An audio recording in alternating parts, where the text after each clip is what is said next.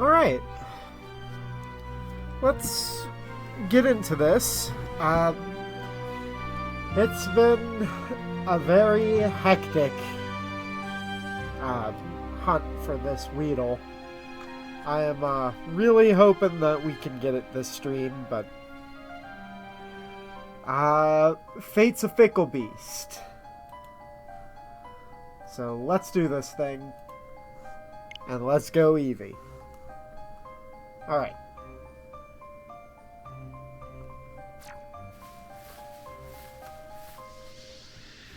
Immediately into this.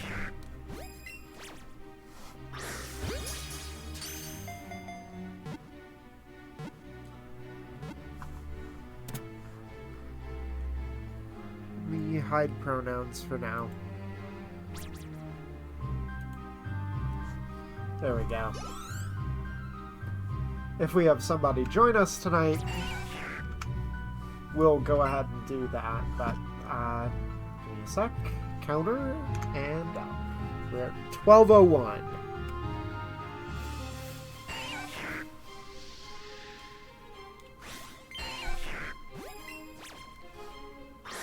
Oh, come on.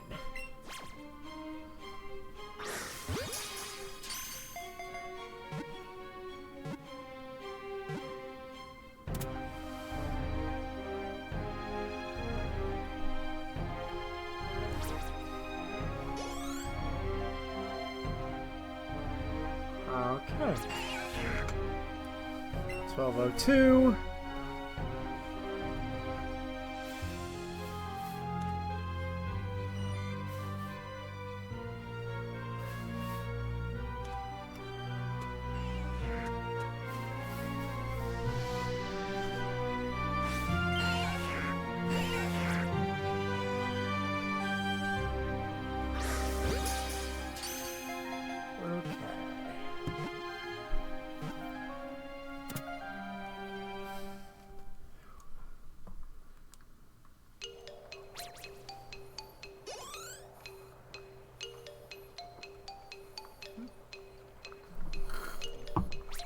Not bad.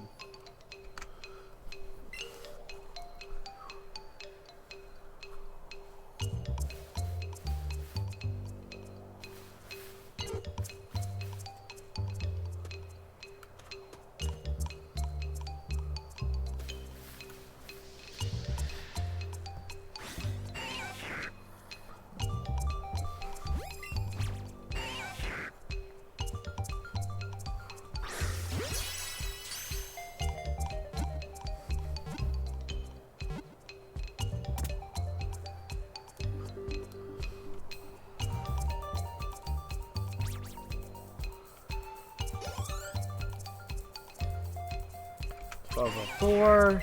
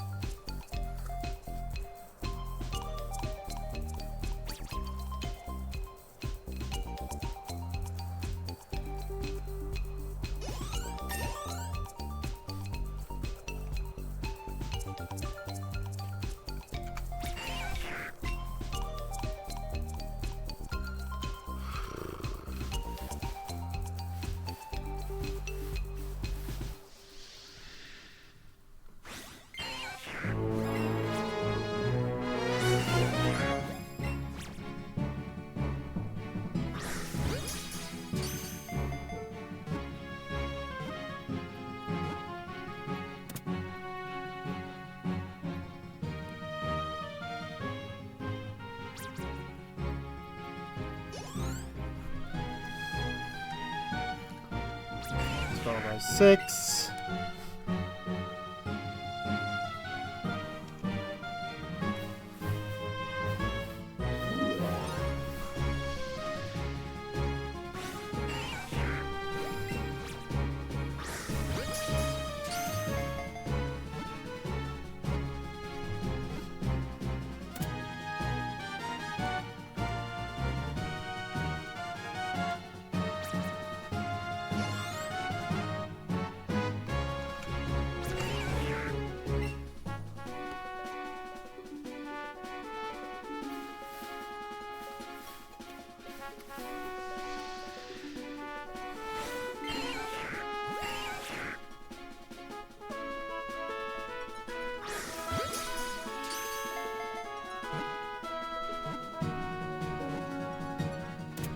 Hi, Dylan.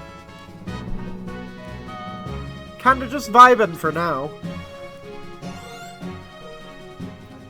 It's been kinda quiet. You're actually the first person in chat today.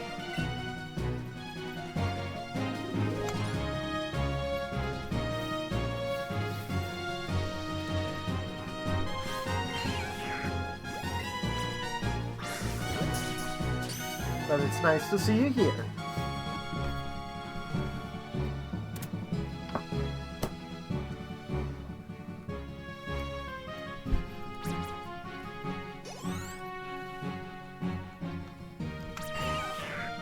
Hi, Mooses. I do not want to see 1500. What am I doing? There. Hi, Alex. I really do not want to get to 1500. And... okay, my count is correct. Good. Just had to make sure. How are you doing, Alex?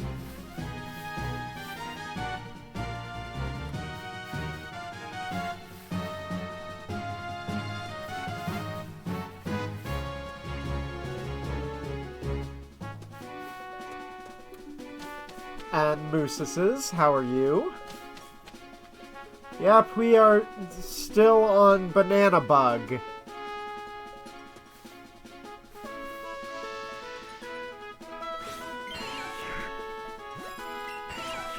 Dylan wants to know why you're not using a shiny charm. Haha, very funny. Not great. Had a PTSD nightmare. Cindy's helped calm me down. Saw you were on, so I figured out I'm sure before going back to sleep and see if it helps.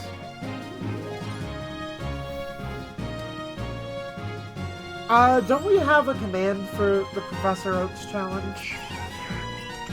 Also, I hope that I can keep you chill enough to get you back to sleep, Alex. It sucks.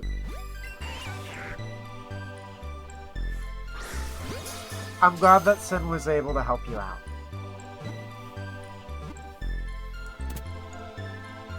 But yeah, don't we have a command for that?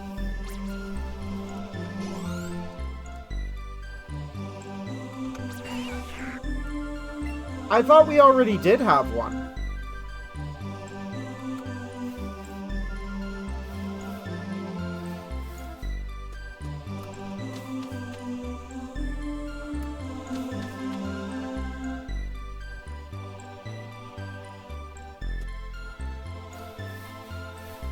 Far chiller than Vic Steam, but I still doze off. We have a ton of different music on this playlist. Most of it is fairly chill. There's some hype songs in here too, but I don't know. Mooses? I've done that before. Emily's definitely done that before. In fact, Emily falls asleep during my stream all the time. I have no doubt she'd be able to fall asleep during one of Viking's streams.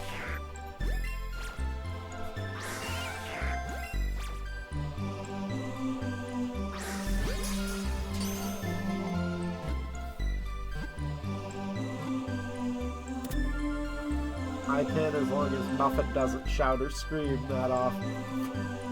Will re-wake me. I've fallen asleep so many times.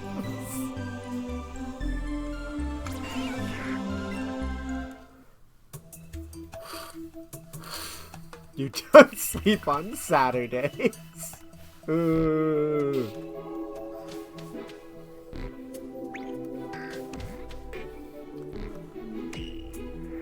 Viking's the one usually screaming. That is also true.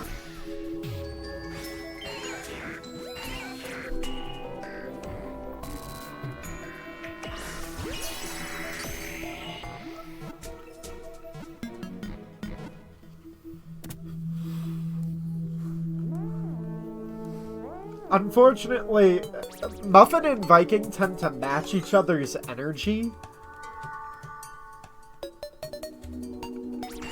And that energy that they tend to match is rage.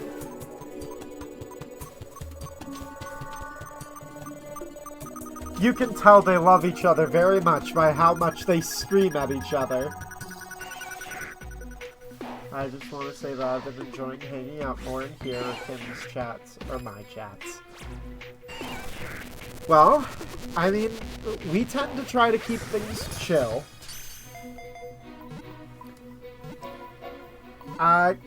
Kim is a fantastic streamer for somebody who just started.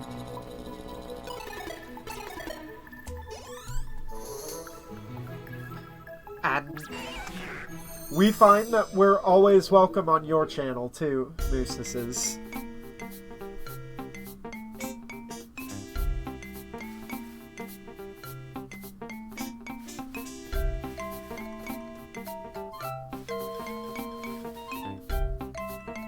There's another.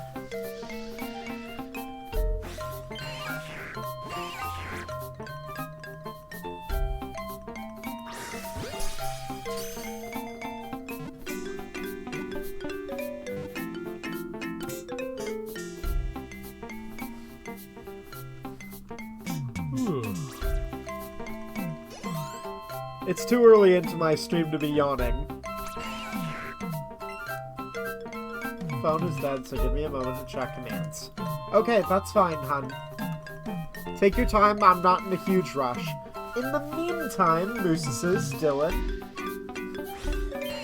I can explain what the Professor Oaks Challenge is. The Professor Oaks Challenge is about filling out your Pokédex.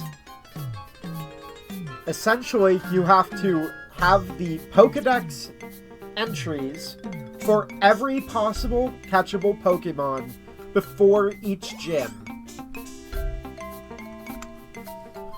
And I am doing specifically shinies, which makes this take far longer.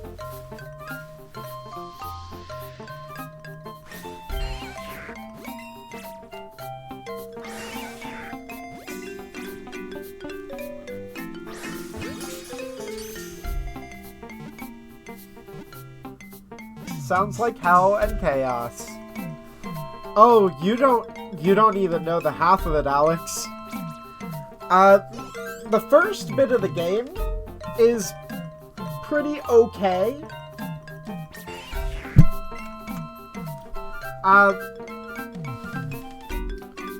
Basically, I have, after Weedle, 3 more Pokemon to catch before I can beat Brock.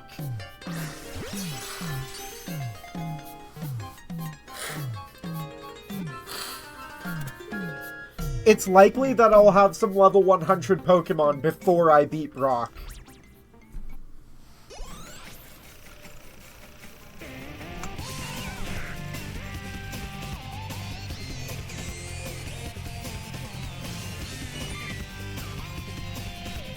Now, the part where it gets really chaotic is that there was an oversight in this game on your ability to do things out of order.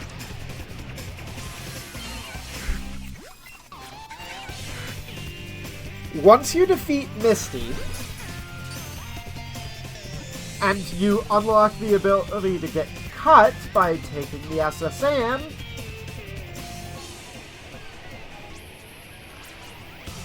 you can come back this way, and there is a single tree you can cut down that takes you to Rock Tunnel. And Rock Tunnel takes you to Celadon, which you're not normally supposed to be at.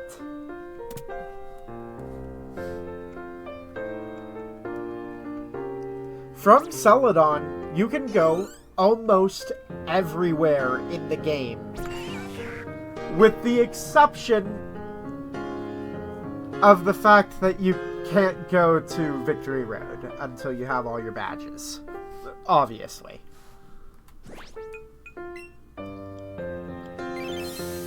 basically, almost the entire Pokédex becomes available after beating Misty.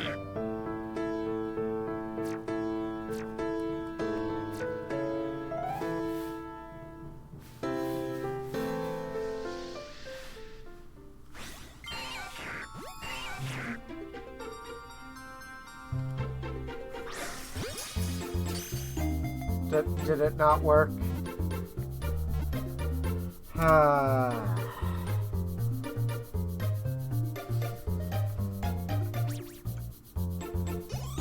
Come on, Streamlabs, do your job.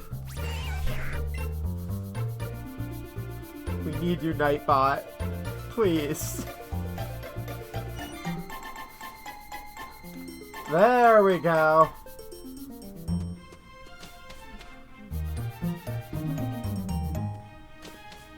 Now it works.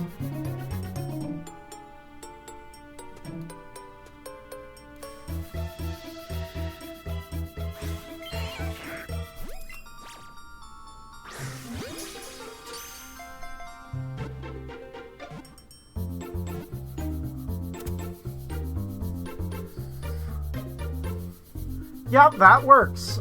I think that's a pretty good one.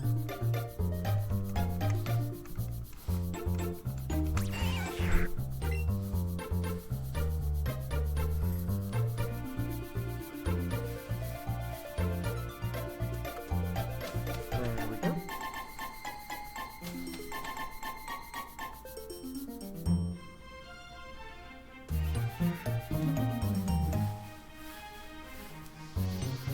Yep. Get as much rest as you can, Alex. We're here for you if you need us. Okay?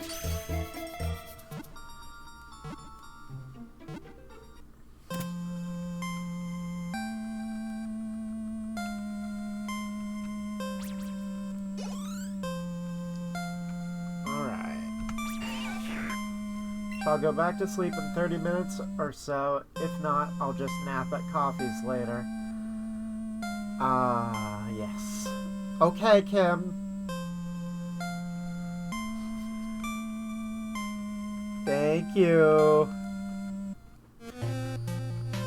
I hope work ends soon enough for you.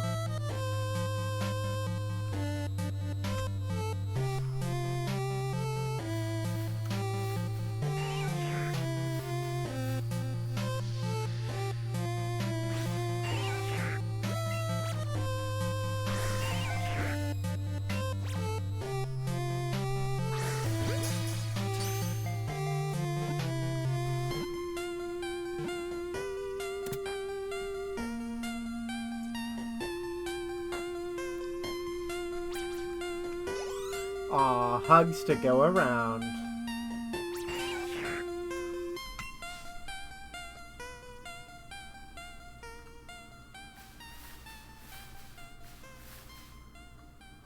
Yep.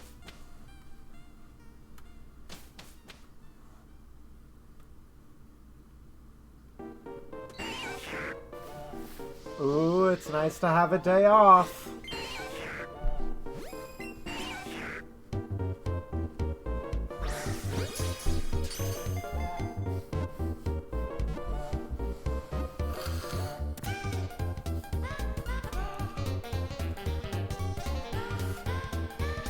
Wednesday 1 to 9, Thursday 1 to 6, Friday, Saturday, Sunday, all 7 to 3.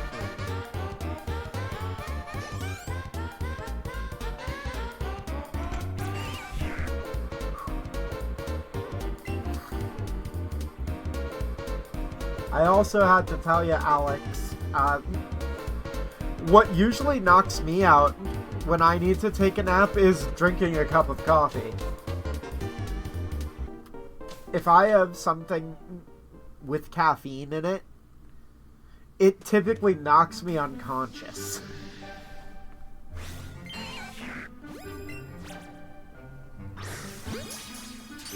Wow, how could you have guessed? I do, in fact, have attention deficit problems. I'm taking a medication to help me focus better. Because my job involves driving. And if you get distracted while driving, that doesn't turn out very well typically.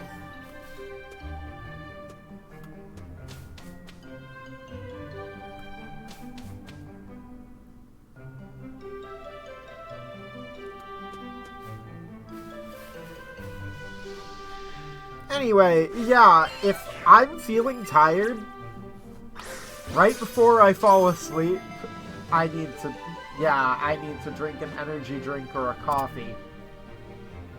I left the other day for having two before 10 a.m. after another bad sleep day, and I ended up asleep after he had cats. Aww. I mean... Oh, hey! Welcome back! Yeah, this is a weird-looking Zelda game. You're right.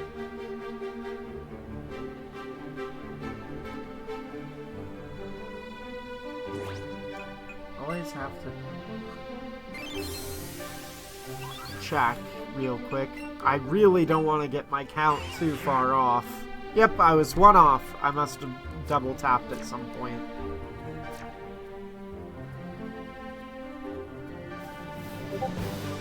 We do, in fact, have Zelda music sometimes. Damn it.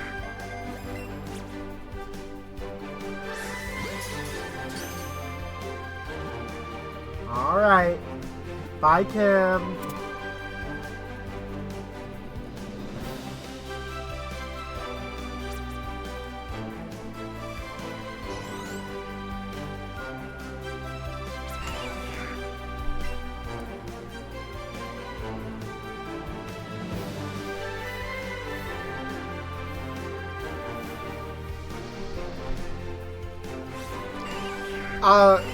So, Musa says, not only do I have to use coffee, I mean, I have the music down at the bottom. It's right over our sub-goal.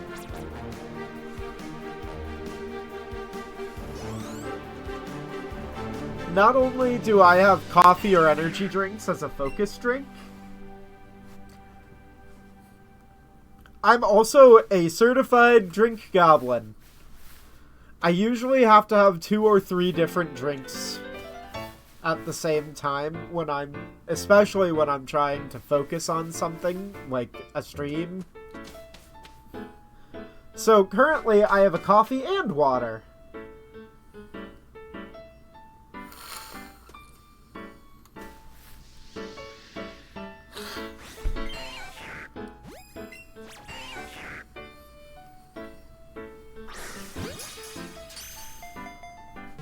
I almost also got myself a thing of liquid IV hydration to also drink. Yeah, drink goblin. Every time I search up why do I do something, have you ever heard of anxiety? Talking to somebody with an anxiety disorder? Yeah. Hydrate, okay! I'm going to hydrate with coffee and follow that by hydration with water.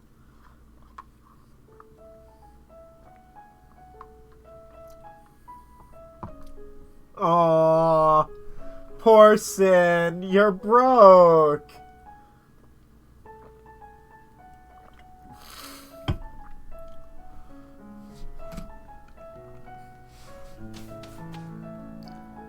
Oh, delete history says nothing happened.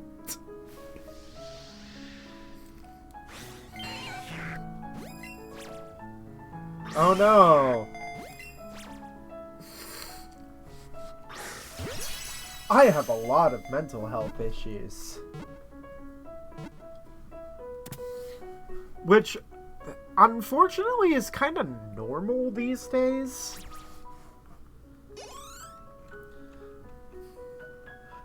I don't know if it's like the political climate or just in general, but I feel like literally everybody is depressed these days.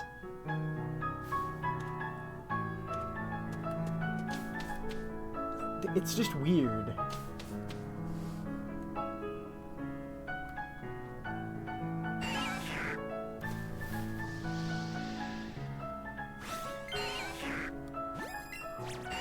Also, hi, Sid.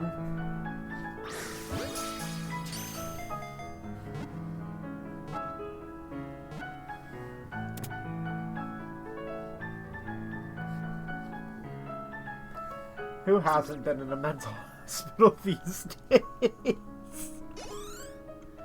Who?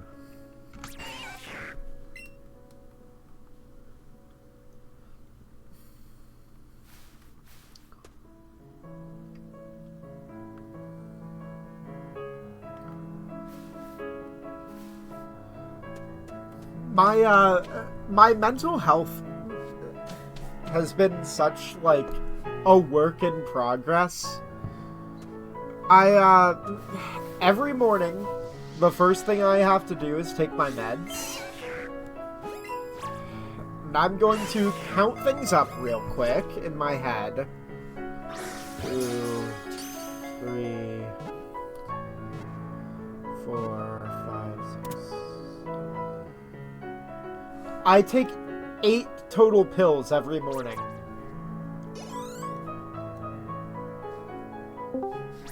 Hi, Sin.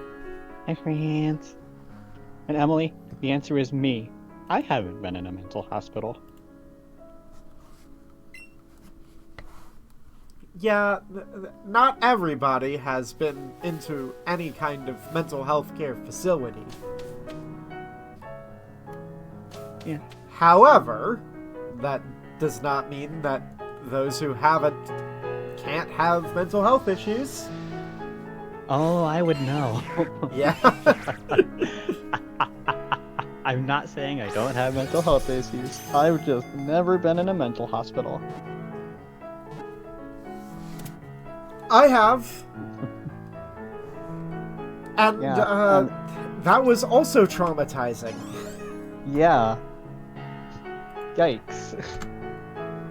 The closest I've had was being in a physical hospital for 3 days straight. Ooh. And that was 11 years ago.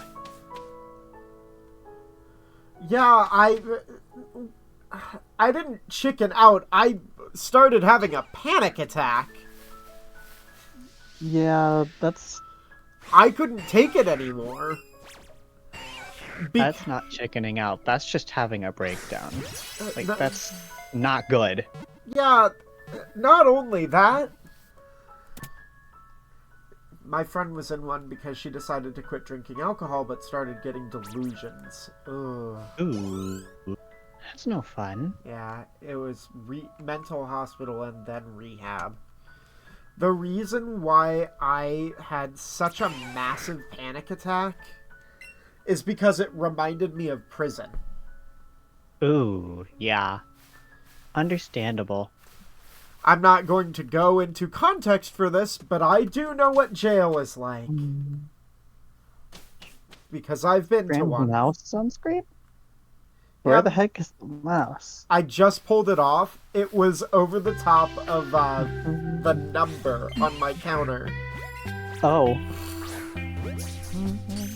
It was just a drink, like, every day. It wasn't even getting drunk.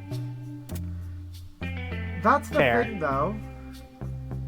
The body reacts when you take it away, even if it's a little bit. Yeah, I have the same problem with caffeine. If I have it taken away for a couple of days, I start getting really bad withdrawal. That's no fun. Yeah, the best context is you don't condone underage drinking. Yes, that is the best context for the situation that happened. If you are under the age appropriate to your country, do not drink alcohol unless your parents are going to allow you to take a sip. Yeah. I was in college and stupid.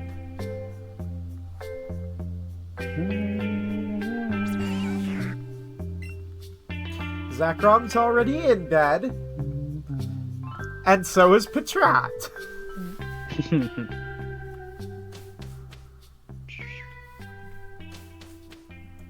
I remember this puzzle. Yeah. We do have members of our community who are under the age of 21. Just not very many. Correct. Now that Toaster and I are 21. Which feels weird to say, by the way. Feels weird being 21. Yeah, as far as I'm aware, the two that come to mind most are Turbo and Magic. Yeah, that sounds about right. And obviously, Raven doesn't qualify the same way, because her drinking laws are different in Germany. Mm-hmm. They're also different in Canada, where the legal age is 19. Oh. That's where I had my first legal drink. Neat. Yeah. Magic and Turbo are younger than 21. But other than that, I'm not really sure about everyone's ages in general. Raven is also under 21. Yes. But she lives in a country where the drinking age is much younger. Yeah. That's 16. Yes, Mrs. says, I am baby. Nice car. Thanks.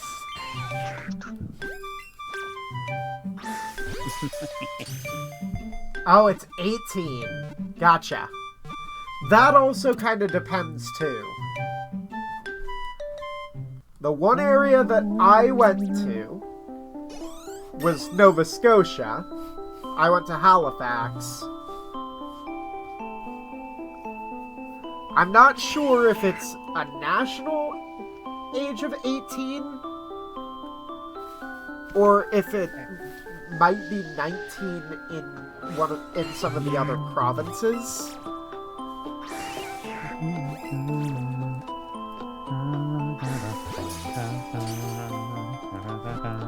Now, that does remind me of a fun fact about the city that's somewhat nearby where Emily and I live. Kansas City has some weird history, considering that the majority of Kansas City is in Missouri and not Kansas. Mm-hmm. Because that's a funny thing in and of itself. Because Kansas was named after Kansas City. What? Kansas City existed before the state of Kansas. That's funny. The town of Kansas City and the state of Kansas are named after the Kansa Indian tribe, or Native American tribe. Huh. That's a neat little history lesson. Yes. One of the few people who wants to raise the drinking age in the U.S. I don't know if I agree with that. I can neither agree nor disagree. I'm just going to casually opt out of drinking, personally. That's fine. You don't have to, and nobody's going to force you. If they do, they have problems. Exactly. There should be no pressure to have anybody drink. Nobody should be pressuring anybody to do anything they don't want to do. Exactly. One of the more interesting things about Kansas City is that in the early 1900s,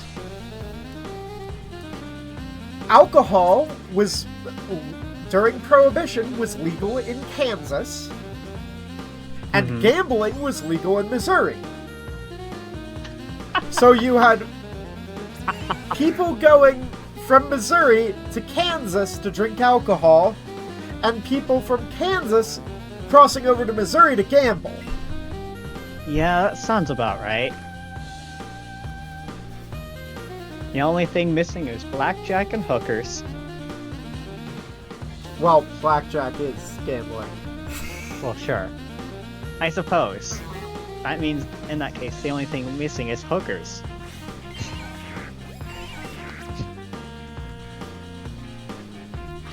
My personal belief is that sex work is work. And should I be suppose legal. so. I don't Everywhere. really have a stance on that, personally. That's just my personal belief. It is real work, and they should be paid and respected like everybody else. Mm-hmm.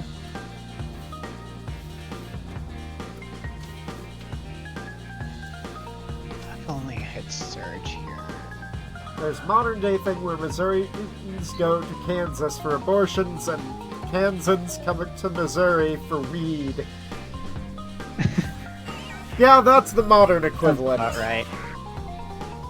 Because our state legalized marijuana last year. Mm-hmm. Sir, what are you doing over there? Catching bugs.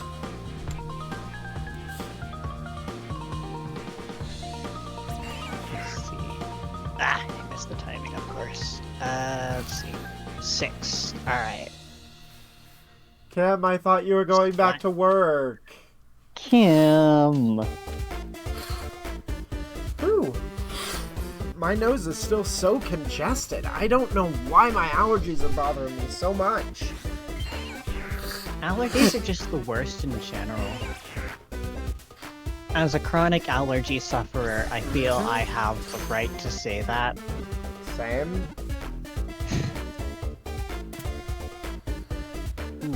Ooh, that's huge. Ooh, bless you. Thank you. Emily, I am very much the same stance as you. I'm not surprised Kim wants to avoid work. I just thought she was going back to work. But apparently, she wasn't. And she lied. Kim lying? No.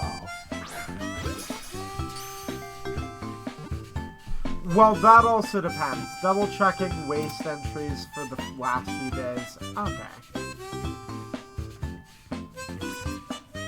I work with idiots. Kim, I'm sorry to tell you, that's true no matter where you work. This is a true statement. The surgery Emily got is kind of a unique case. They removed blood vessels from in her nose. What? Yes, What? because she had blood vessels that were constricting her sinus passages. Oh.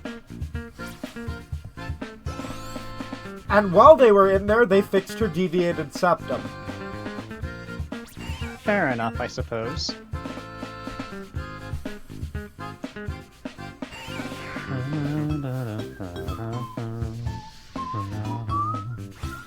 Oh! Which one were you talking about? Because there were two. Oh, that was for the nosebleeds. Toxic Cloud should clean up these two on its own. You're right. Yep, that cleans up. That makes a lot more 1, sense. 4, and 1. I forgot about the other one.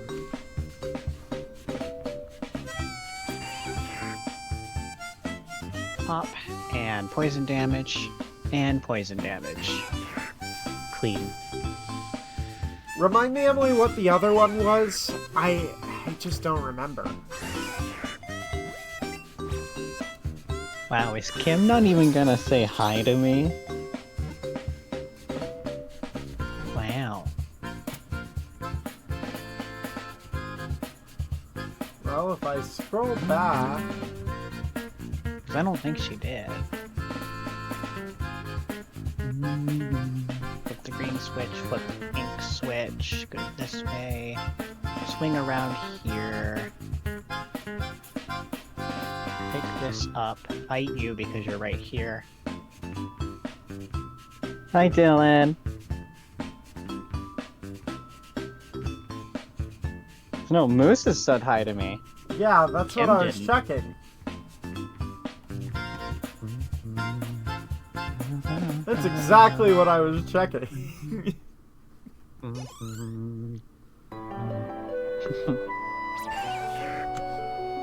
Aw, fair enough, Kim. Love you, Kim. Got my sinuses scraped and cleared. Right. That's the surgery they fixed the deviated septum. 3 other things they also Shatter here. fixed. So yeah, that would probably help me. You're right. People who suffer chronic allergies, that is actually a very helpful surgery. But Emily had her septum fixed. And I remember when she was asked about it by the doctor, she was basically told that the worst case scenario about getting her deviated septum fixed is that she would get a piercing, a free piercing. What? That's the worst case scenario with fixing a deviated septum, is that they accidentally would pierce through the septum, allowing you to get a nose ring. Okay, that's Free funny. piercing, I guess. But Emily's surgery went fine. They didn't pierce her septum. Let's see. Yeah, Emily's older brother broke her nose. That's how that septum got deviated, and then apparently it Green. never checked out. Nobody in her family ever caught that her nose was broken. Pink. Go back around across here. That's open now. Across here. Brother hit my cousin in the forehead with the blade of a shovel. Oh, that sucks.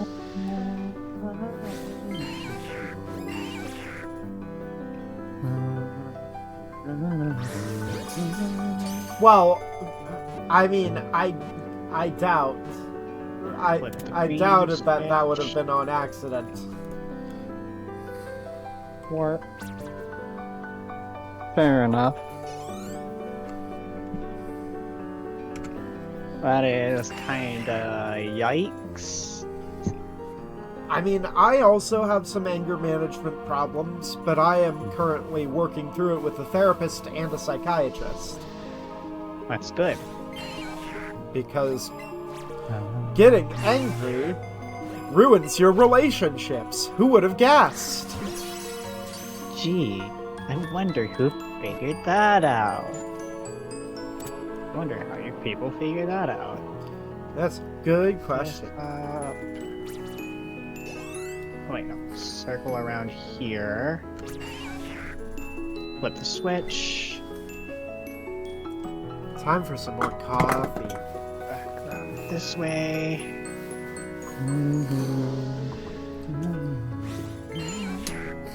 Come up here, flip the green switch. I think Emily missed this chest yesterday. This is a call-out post. This is a call out post. I think Emily missed this chest yesterday. There's the cursed hat that Emily sold yesterday. To be fair, getting the cursed hat mended takes the entire rest of the game. You don't get it repaired until like chapter 7. Honestly, that was the funniest thing to me. Last night's stream. Cursed hat. Sell it for 1G. For 1 coin. 1 coin. Okay. Yep. Emily threw away the best hat in the game. I wouldn't necessarily say it's the best hat in the game. It's just a really good endgame hat that you don't get to repair until Chapter 7. Which Emily is nearing, correct? I don't remember. She's in Chapter 5. Yes, she is nearing Chapter 7. She's at the point, she just reached the point after the 3v3 and picked up the Roost Key from Sigbert's cottage. I'm in an era of my life where I'm decluttering. It was useless. To be fair, Emily, you have like infinite inventory space in this game. It's like the only reason you sell things is because they are entirely useless, which you may or may not want to hold on to things, like that bark strip you sold at the beginning of the game, which can get upgraded. And selling coins is good, because coins literally only exist to be sold.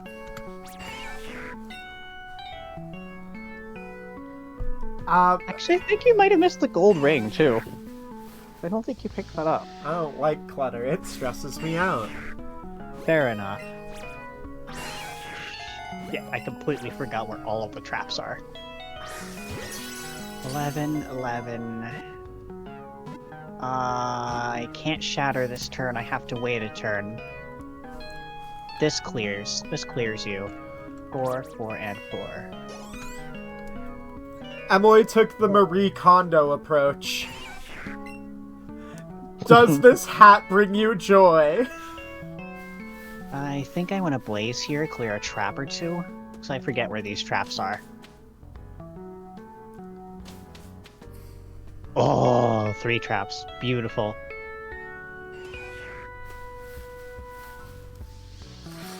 Okay, there's a trap right there.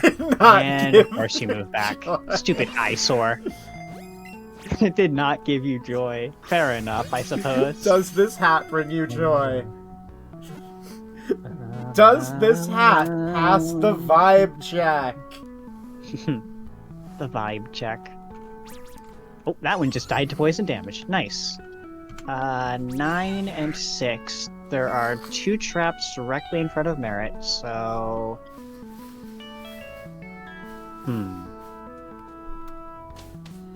I think the correct choice of action here. Glass shards you. This should... Yep, that clears cleanly. And I also wanted to sell my sister's hat, but it didn't let me because it was a key item or something. Yeah, it's a key item. Though it does absolutely fall off by like Chapter 6. I mean... Like, I'm at the point... I'm in the middle of Chapter 4 and I've already stopped using it. I guess, to put that into perspective, that would be like in the earlier generations of Pokemon if you could sell the coin case. I suppose. It has a usage. That should be all 4 runes. That's all 4 runes. I don't think you get the next level of wands yet. It has a usage, but it eventually No, not yet. loses all purpose. Yeah. I am still using the floppy cloak though, because it gives us decent attack bonus. Like anything with a similarly decent attack bonus isn't as good for defense. So the floppy cloak is still decent into Chapter 4. Never pass up on the glass cannon build. I mean, that's my endgame build. There's a Exactly. fucking glass cannon, a cleric, and a tank. That's my endgame build. Oh, wow, I am behind by 3. Good job. I... apparently not counting because I'm getting distracted by chat or something. Gee, I wonder why. I'm getting distracted by being a good streamer.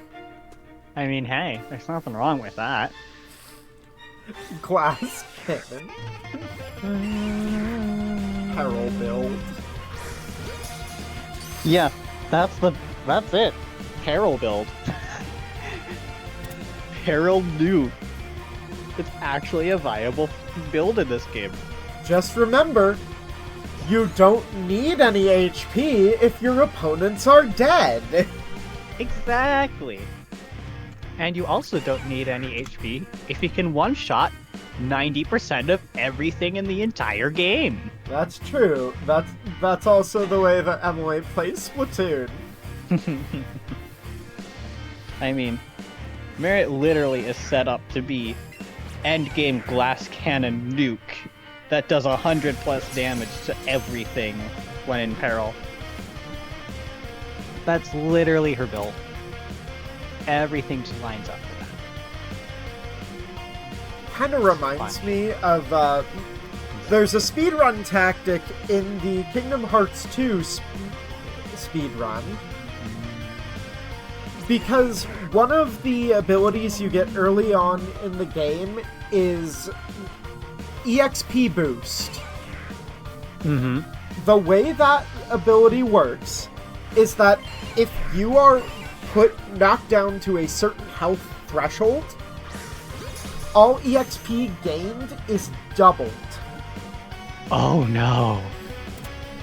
There's a specific area in the game that is a mob fight where you're supposed to collect enough data.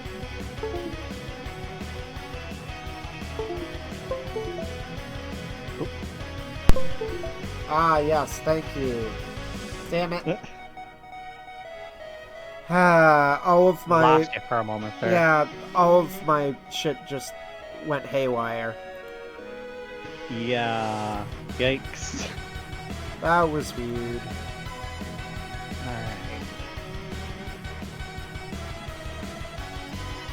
Walk up to the illusion of a Summerstone. This is the order I want the team in because it allows Prism Give me a to second. hit early. I need to fix this. Alright, That's really weird. big 3v3, go!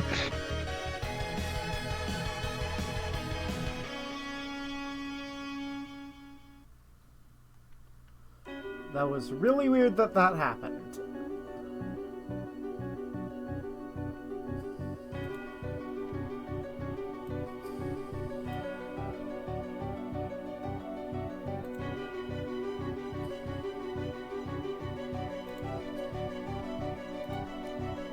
Let's see. How do I want to go about this? I don't have Aura yet. I think that's There level we go. 14 or 15. And now, if I don't accidentally swap right back to the same HDMI that I was already on.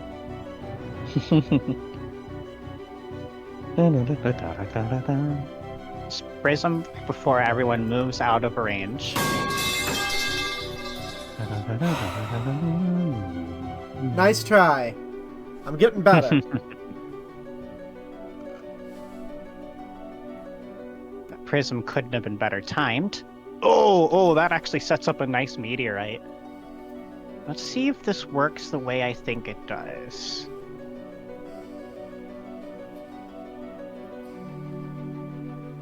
Huh. Weird. Is that because you have higher defense, or are you not classified as flying? That's the question now. Now I need to figure this out. Is Bax classified as flying or not? You will stay relevant. Never give up, never surrender, Tarnations to second place. Ah, missed that one. Okay. Poison from here. Be right back. I will stay relevant. Immediately 67. leaves. 41. You will stay relevant. BRB. BRB safely. Don't get lost. Don't get lost. Having merit active in this position is terrible. Shit. I think my best option is actually to just meteorite here. So did stream just completely drop for a sec? I don't know. I wasn't paying attention to stream. I just heard like a millisecond of stream audio through your mic as you cut out. I just heard Windows alert sounds. But that's all I got. And then all of my computer monitors just blacked out for a second. Yikes. Nothing to worry about.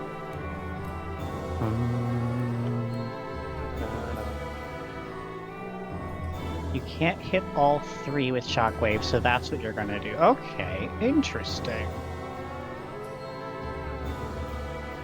Stream Very never stopped. interesting. Okay, that's good.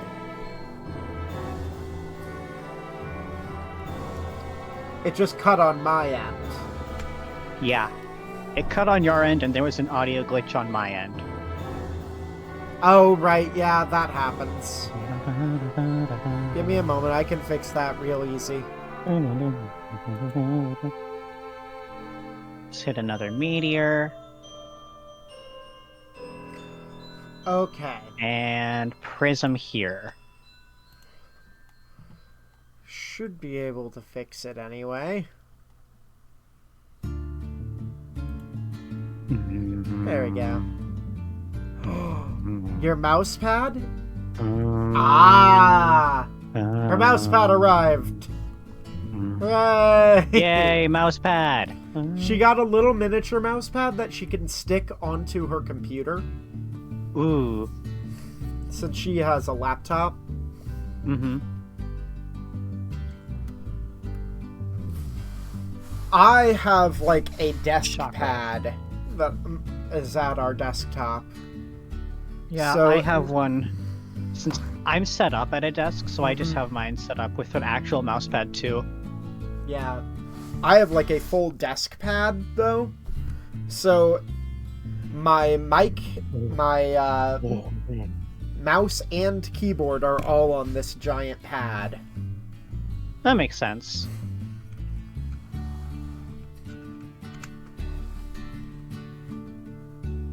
Okay, Vax just isn't classified as a flying enemy, despite clearly being flying.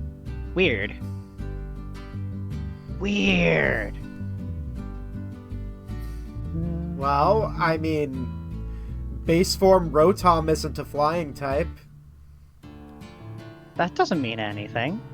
All of Rotom's forms were Ghost type in Gen 4, That's true. but then they were all changed in Gen 5. Although, in my opinion, it would have made more sense for them to lose the electric typing.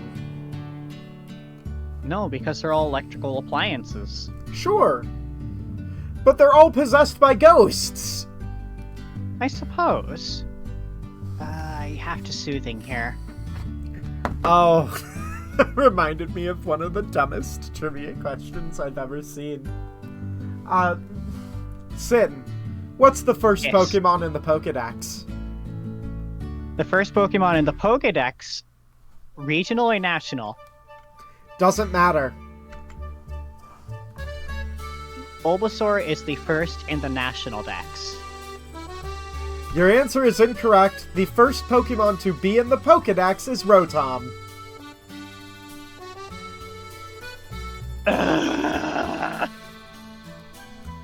It was the first Pokemon to be in the Pokedex. Why? Why are you like this? I Let's do this here. uh, It's 12, and that's one down. Defense drops. Defense drops are easily cured. That's why you take backs out first. Oh. That's bad, though. the only Pokemon that spawned out here was Weedle. I also Have just fun. realized that I should be counting the ones that I don't encounter, too. Because it's not like those matter. We're counting how many I saw.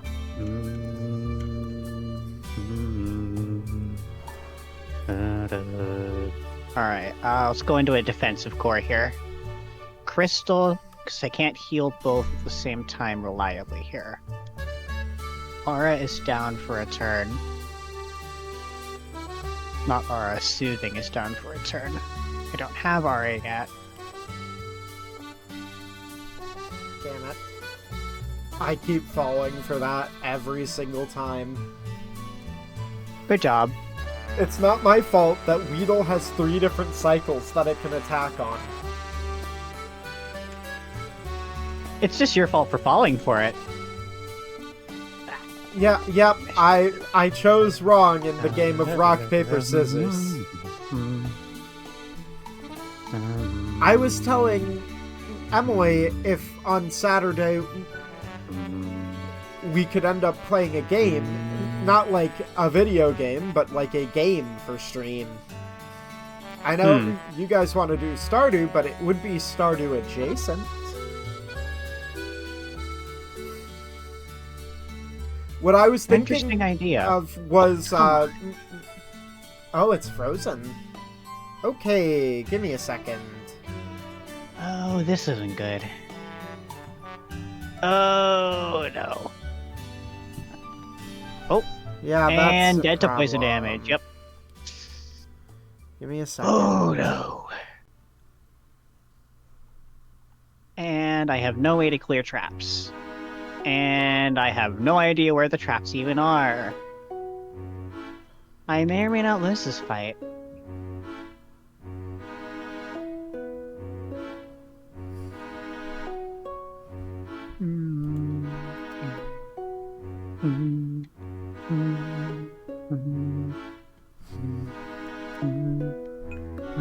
Okay, I think we're fixed.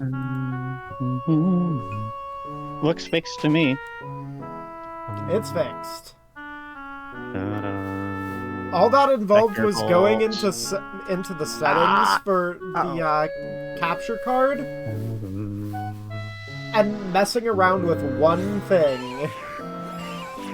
All I did was toggle flip screen horizontally, and it fixed it. I don't Fair know. enough, I suppose. Okay.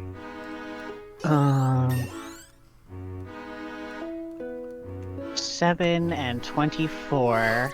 We are just I having have no technical clue where the traps are. difficulties. Fuck. Ah, We're yep, having that's a wipe. technical difficulties tonight. Just a little bit. Yep, that's a full wipe. Unfortunate.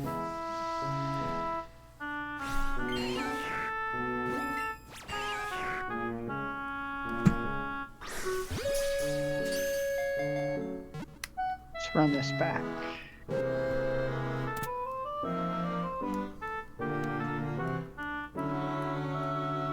Alright, stay here so I can still hit all of you with Prism. This Prism is huge here. I just realized, while I'm here, I should, A, check to make sure that my count is correct. You should. It's not. It's And- off by 3 again. Good job. And 2, question mark. And 2, I wanted to check to see my longest hunt so far. Rattata is probably it. Oh, never mind. It's officially Weedle. It has been for quite a bit. Yeah, couple hundred encounters. Well, 100 encounters. Although, I need to check Nidoran, too. 436 was pretty quick. Is it female Nidoran? No, but 150.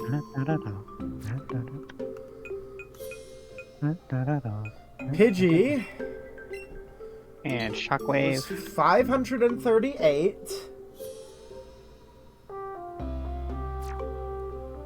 59. Caterpie was 147. 52. Bellsprout was 190. Let's motivate here. 190. 436. 150. 37.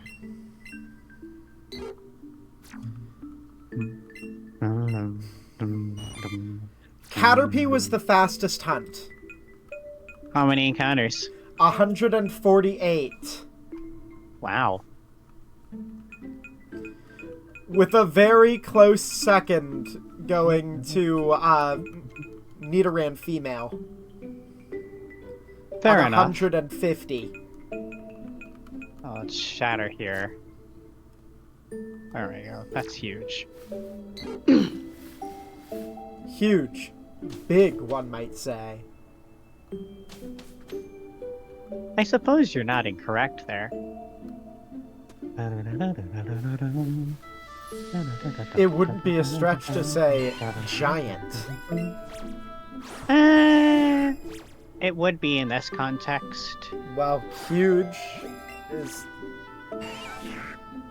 If we're going by D&D terms, a huge monster takes up a 20 by 20 foot cube. A giant monster takes up a 25 by 25 foot cube. Fair enough.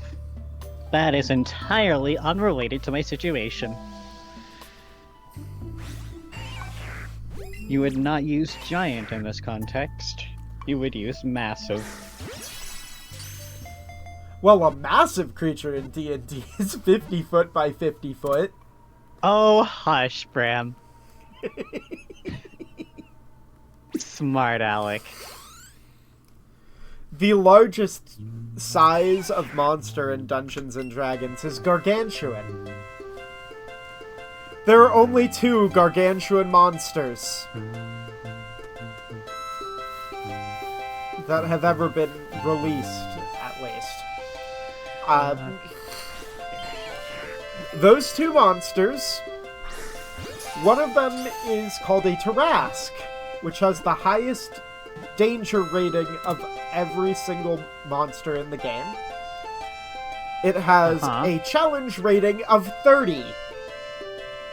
I see. Challenge Now rating that makes sense. is based on what level a party of 4 adventurers would need to be able to take them on. Mm-hmm.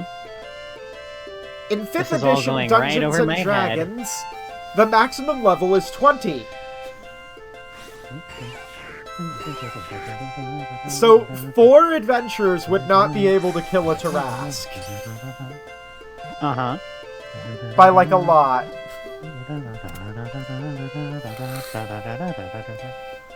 The other gargantuan creature is one of the gods of dragons. Her name is Tiamat. Mm-hmm.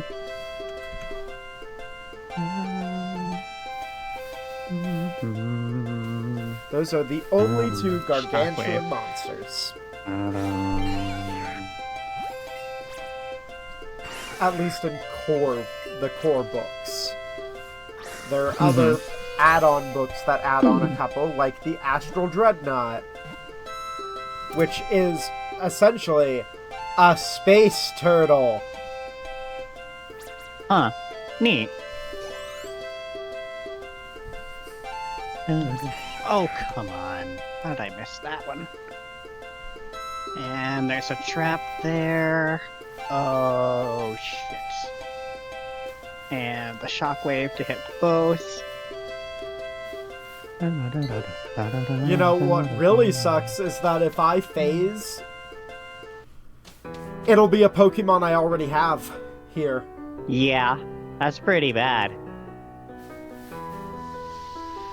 Which means I just have to leave it alone.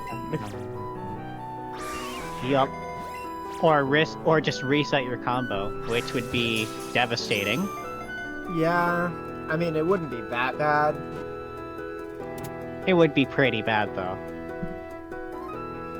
It would be 31 encounters until I'm back at maximum odds. Fair enough, I suppose. That's the worst case. 12. This should kill, right? Yep. Perfect kill there, too.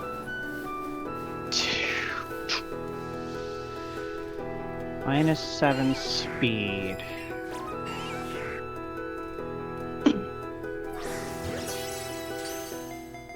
Ooh, ouch.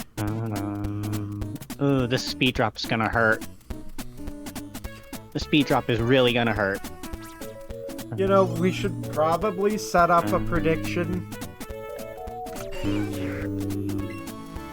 Yeah, probably. But I don't know what we would put at this point. Good question. Ah! Because I'm Christmas already trap there. 80 in. I guess the next best would be to do 150, or from where we were, so 1350. I suppose, something like that. Or we could do Okay, there isn't a trap 1400. here. 1400 would probably be the best then. Probably. So many traps, I keep stepping on these. Holy. And the clutch doesn't matter because you still immediately are going to die to poison damage. Ow.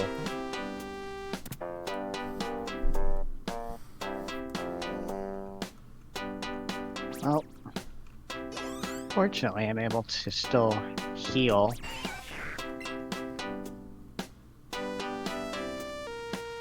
And then... At the very least, with the 38. soft reset hunts, I can do several in a row before I have to reset, because they'll trade you an infinite number of the Alolan variants. This is true.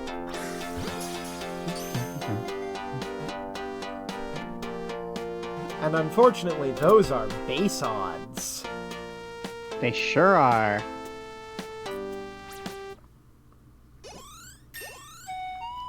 Okay.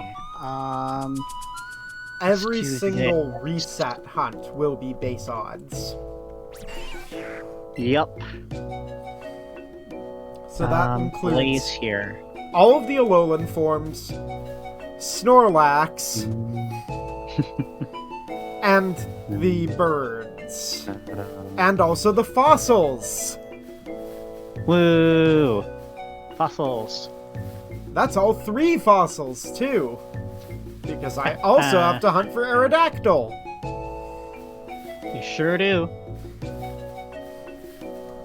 And by that point, rare encounters with Aerodactyl don't happen yet. You have to beat the Elite Four for them to appear. Yup.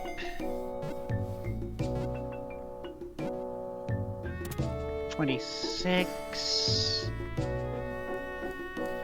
So, 13, oops. That 10. also adds 2 more because of the Hitmons Yup. at the Fighting Dojo. Clutch. That also really sucks because that means I have to do that battle over and over again. No, you don't. Oh, You can do the battle and then save after it. yeah, 'cause you're before you select them.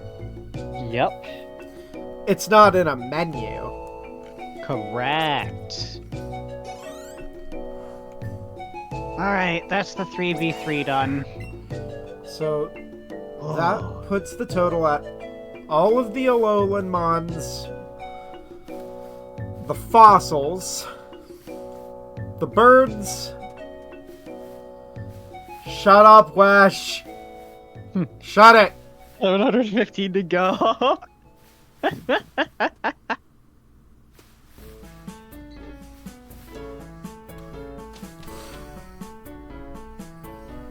Alright.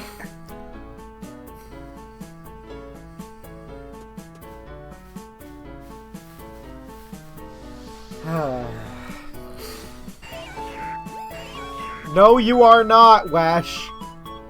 You are being incredibly pessimistic here. Chapter 5. 715 is already almost triple odds.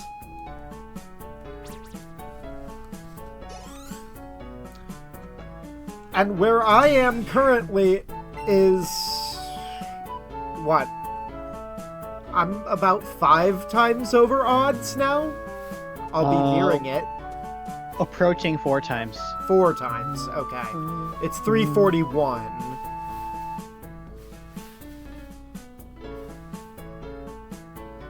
I'm approaching 4 times odds.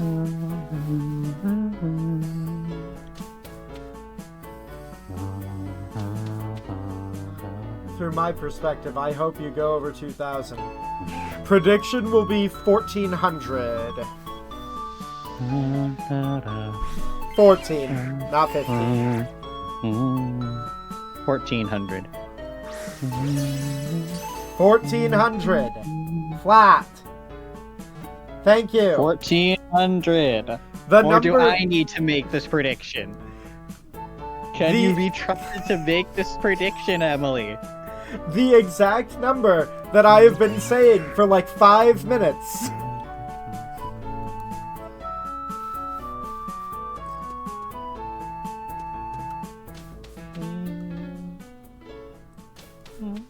Wesh, I have work tomorrow. I'm not going to 2,000 encounters tonight.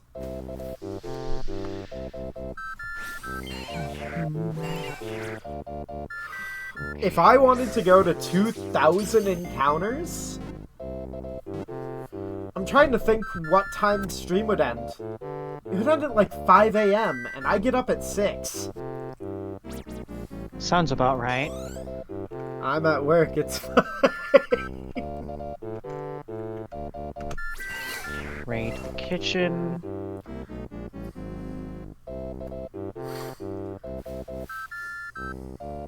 Get the Emily's shiny been playing The claw. Sims. And we have our prediction. Don't I worry feel like about I it. missed a gem. Here's the problem, Wesh. Do you know what my job is?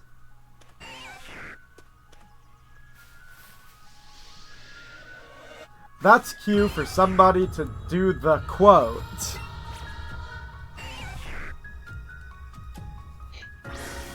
You mean...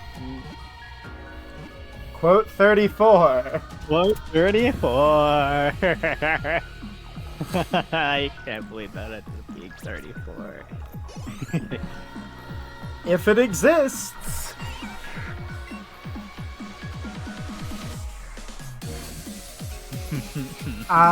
Anyway, 1 hour of sleep is against my hours of service at work. That is an hours of service violation if I don't get enough sleep. Oh. It's basically considered just as bad as if I worked more than 14 hours in a single day. Yikes. I've been told by my employer that if I do not get enough sleep, that I need to tell them.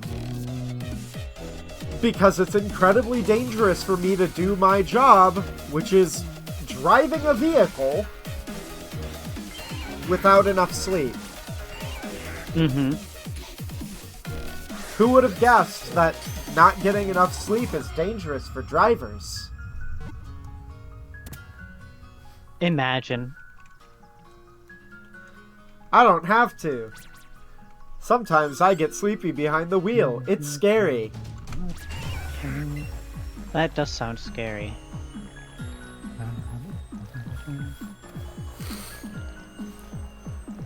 You need enough sleep or you lose fingers. I need enough sleep or I die. Yeah, that's kind of important, not dying, you know.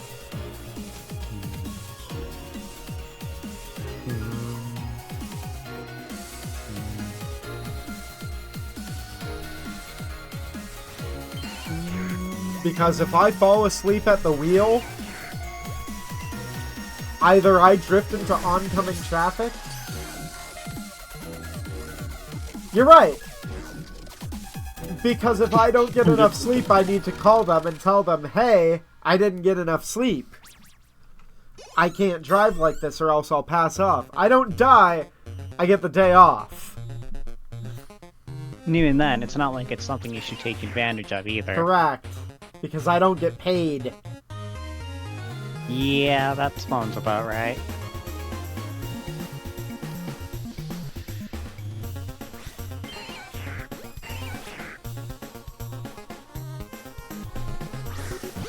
And...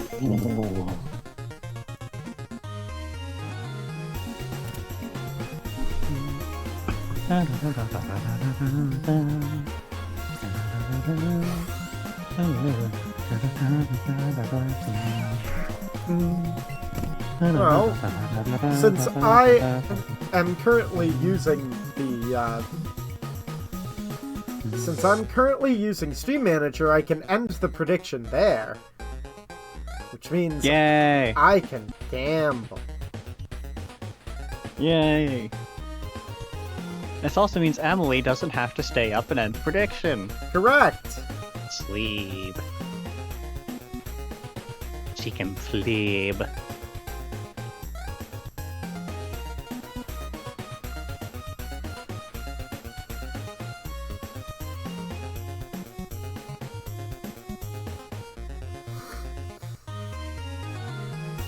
There we go.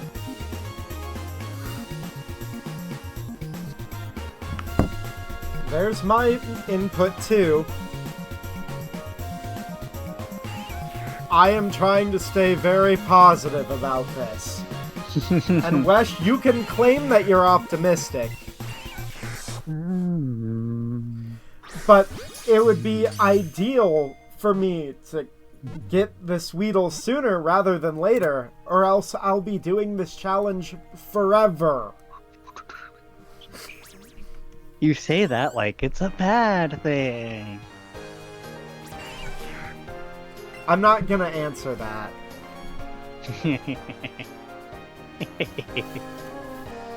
No escape.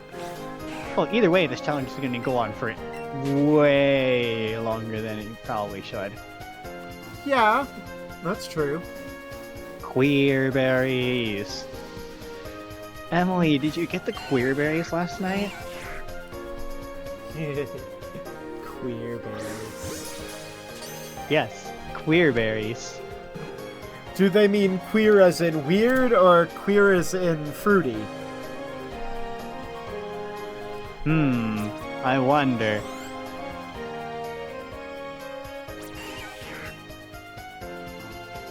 I do wonder. I don't understand the context. They're berries, and they're queer. Emily, you've never heard that word describe to describe a queer person? Really?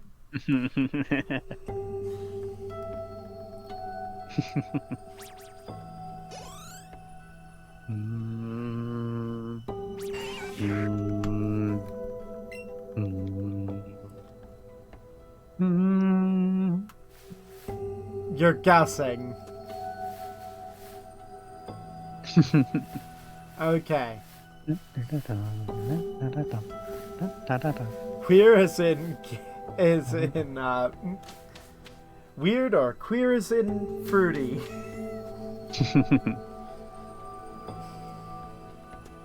Well, these are berries, so Technically, I'll let you draw your own conclusions.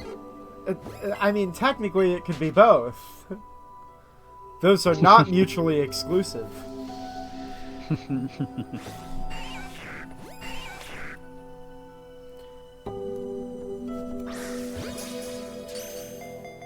Well, considering they look like three-pronged cherries in red, yellow, and blue.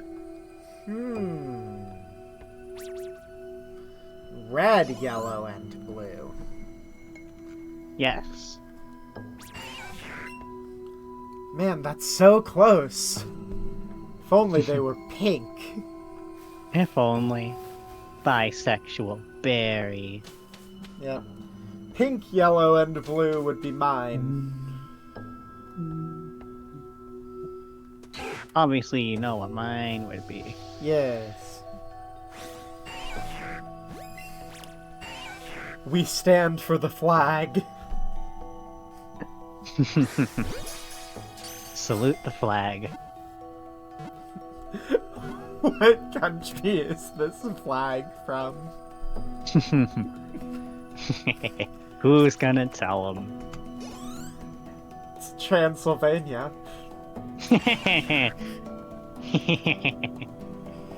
Real.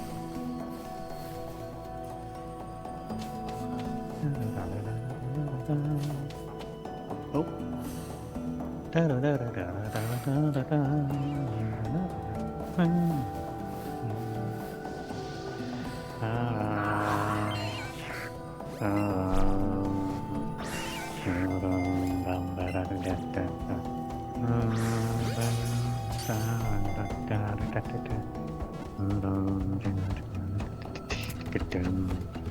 Man, if only I had search.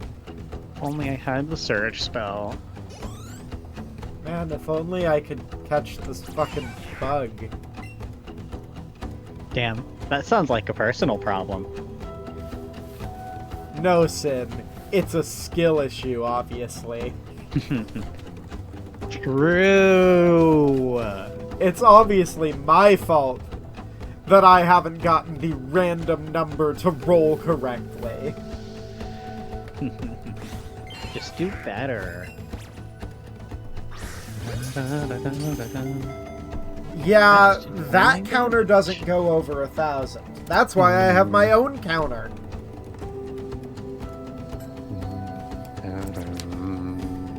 By the way, in my initial playthrough of this game, I never got my catch combo up this high.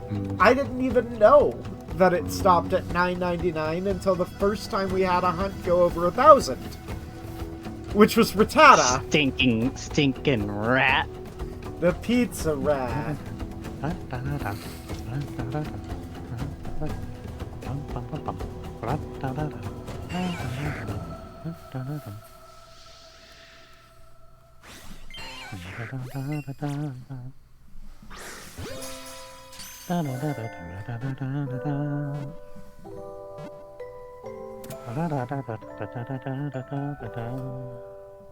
Oh, that's dead. And that's probably dead. Nope, not quite. We're up to 1,300.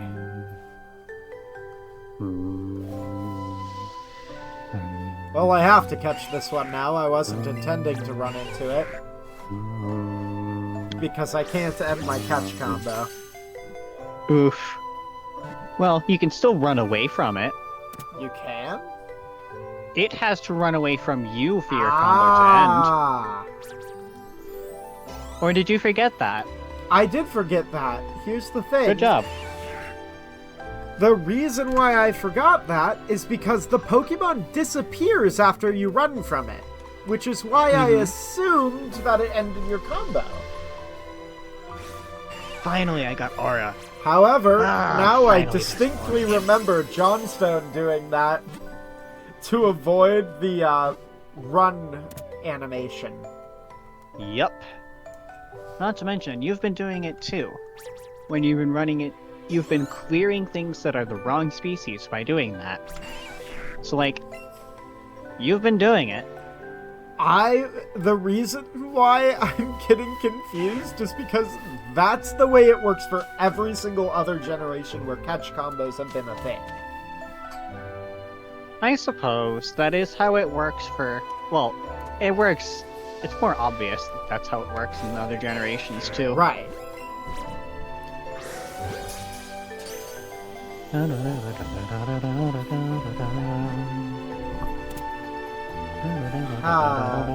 Never forget the worst version of it being the original Pokeradar.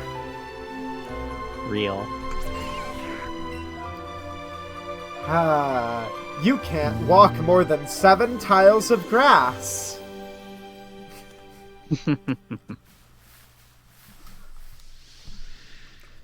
Alright, let's get the defense up. And Aura actually stacks with Rainbow. I hated the original Poke Radar. Just because of that. It's worse in BDSP. What's the random different? chance that a chain can just suddenly die is much higher. Oof. Yep, it's pretty bad. I've had 2 successful radar hunts in Brilliant Diamond. One was a Tauros and one was a Whooper. Whooper! Let's go! Yeah, Whopper! We love Whopper. Whopper, Whopper, Whopper, Whopper, Junior, Double, Triple Whopper. Exactly. Alright, so now we have the double Flame grilled regen. taste with perfect toppers? Exactly. Ah, shoot! Bless you. Ow! Oh! Fuck. Ow. We stand Burger King here on this channel. After all, you can microdose on estrogen Hell yeah. by eating the Impossible Whopper. That's not how I would go about getting my estrogen, but... No, typically you would take pills. But Yes, obviously. That's what I'm doing. Ah, oh, that just... that's the obvious way that you do it. That's why I say microdosing. To get even remotely close to the amount of estrogen in your pills, you would probably have to eat anywhere between 30 and 50 Whoppers in one sitting. Yeah, that sounds about right. 5, 5, 16, and 11. Ah, Ow. That's where the trap was.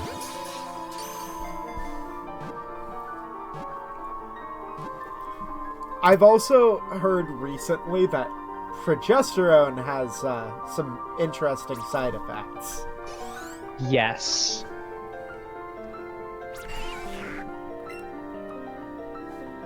That it does.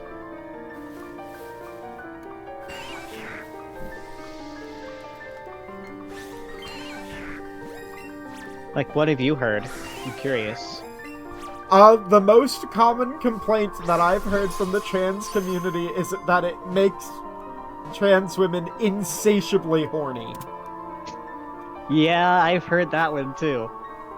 Even though that's not even like a registered side effect, it's a placebo side effect. But there's something about it that gets you going, I guess. Yeah, that's what I've heard a lot. 6. Does this do 6? Probably. Rev Oh, up yeah. those fryers, because I sure am ready for...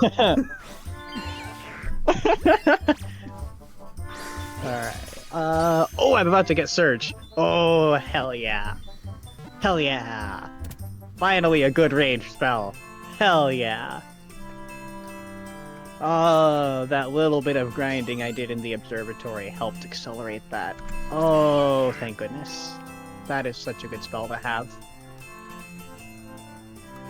It's not very strong, but it has range. The chimkins. Tiny gem. I don't know why this is the case, but on TikTok I'm somehow in the trans community like all the time. I guess my account is flagged to get a ton of trans content. I'm not complaining. I'm just saying it's odd. Fair enough. I mean, technically it's just what you interact with, so...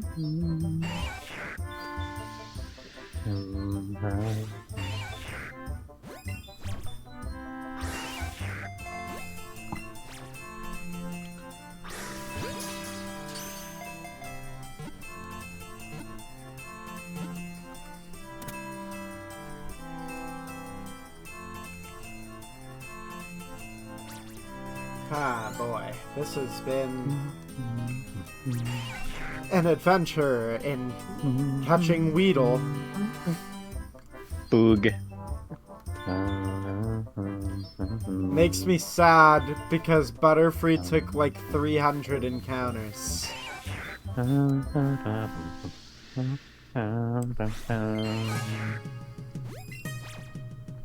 We're back to the cemetery.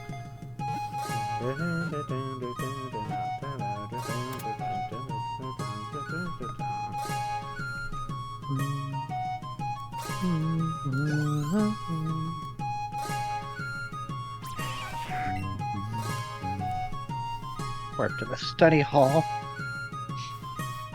Oh, Emily, you should add some of the Ikenfell soundtrack to your playlist. Yeah, that's actually a good point. The only problem is we need to make sure that it is DMCA free. It should be.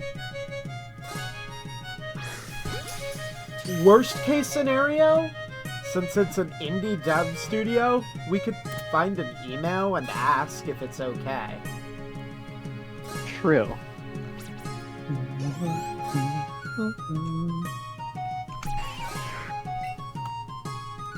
I mean, there's a band that I really like that has DMCA free music, which is interesting because That is interesting. yeah. In fact, popular streamer Ludwig has their music on his playlist Oh, that's pretty cool. because they specifically were reached out to by Ludwig and they told him that their music is DMCA free. That is so cool. I love that. So, if you have time, look up the band Good Kid and give their music a listen. It's really good. Feel free to stream their stuff. I'll always push. Just, obviously make sure they get credit when you stream. That's course. exactly why we have our little Spotify screenshot there. Because not only are we making sure people know what the song is, we want to make sure that the people who made the version of the song get credit. Yeah. I mean, obviously, some of the soundtracks that we have are DMCA free. Mm-hmm. Like, all of Toby Fox's games are DMCA free, all of their music. Mm-hmm. There's actually been a whole debacle with the publishers attached to the Undertale and Deltarune soundtrack. Huh. I didn't know that. Yeah, it's been a big deal, actually. Or at least... yeah. It's just been really silly. I'm guessing that people are just being salty. Yeah.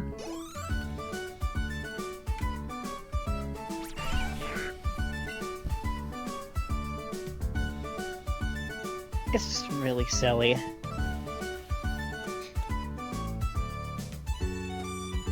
Best way I can describe it is Shay posted a video about his interaction with their CEO, their social media team, and it was just a whole shit show.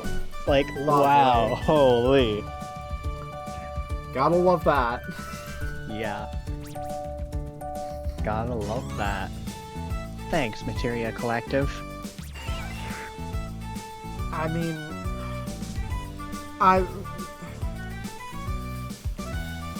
in a way, you can kind of understand, but it's always just people being salty. Yeah, pretty much.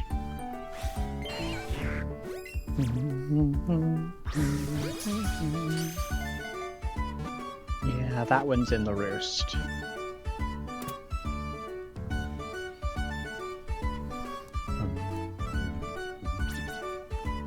Mm. 6.5 hours.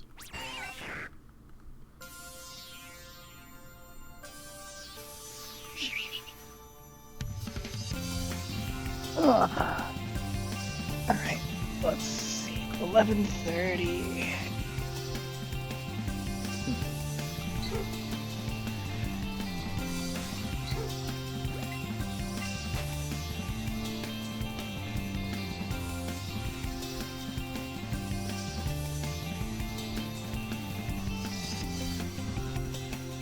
Okay, now I can get up.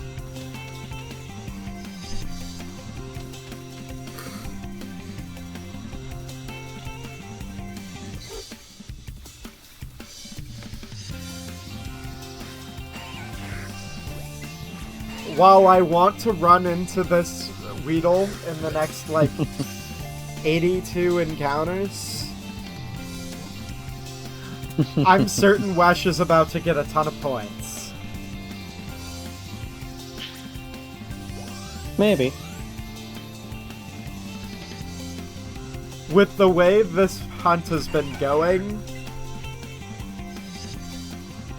Put so many points into that. I put 5,000 points on it because I have a ton of disposable points.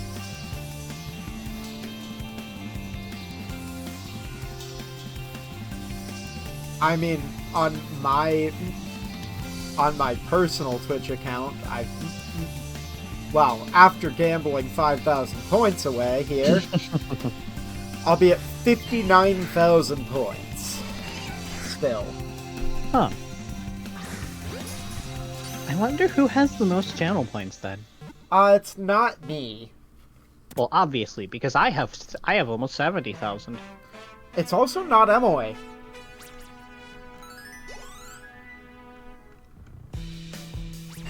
It's either you... Or Viking? Or Toaster, maybe? It's either you, Viking, Toaster, or Wash. True. Viking, if you could hear this, how many channel points do you have? Is Viking here? He's in the viewer list, so he's probably lurking.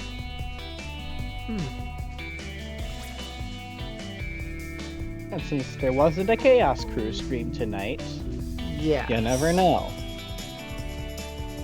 That's why I'm asking. Viking, if you are here and listening, how many channel points do you have? Because I have exactly 69,521. 69. I'm 101 points over. Bad. I don't think we have a way to waste points on our rewards.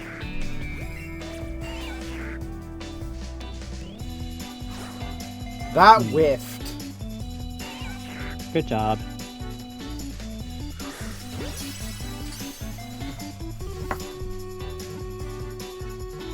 You're supposed to not miss. You're right, I am.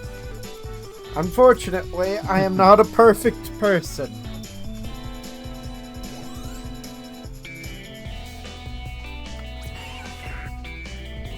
Oh goodness. Excuse me. Wow, that came out of everywhere. Whoa. That was everything all at once. Holy. Everything, everywhere, all at once? Pretty much, yeah. I heard that movie was really good. I'm not sure whether to be proud or ashamed of that.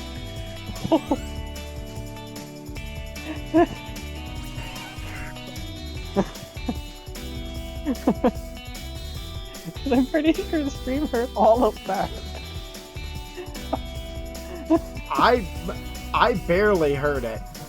Just so you know. Fair enough. Fair enough. I've heard that it's a good movie. I never got a chance to watch it. Emily, did you watch that movie?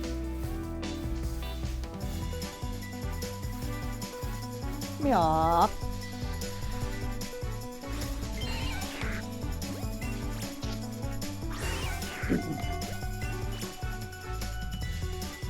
Damn it. No. But I've heard that it was very good. It's something that we need to watch at some point. Not Shenanigang. Not Shenanigang, just Emily and I. Yeah, fair enough. You guys don't have to watch it. I still need to make you guys sit down and watch Infinity Train. Emily and I have wanted to watch it anyway. Well, then we should schedule some time, sit down, finish season 1 of SpongeBob, and then I'll make you guys watch Infinity Train. Here's the fun thing. Who would stop us if we just streamed it? Streamed what? Infinity Train.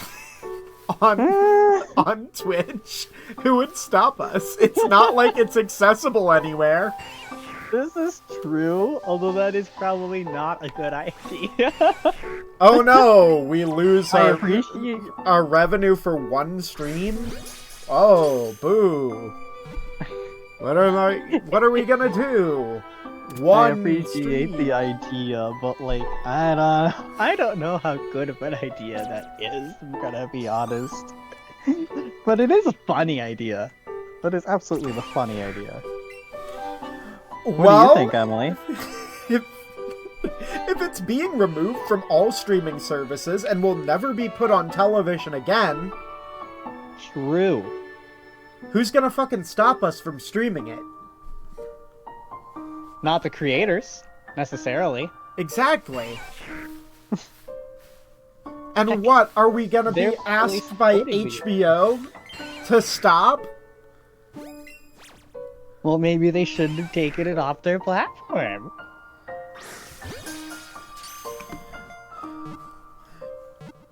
We're gonna be contacted by HBO Max's social team and told cease and desist. What's the point?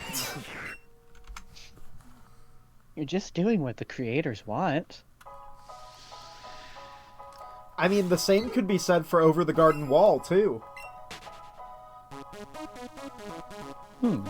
Because that was announced that they're going to be removing it from all streaming platforms, too.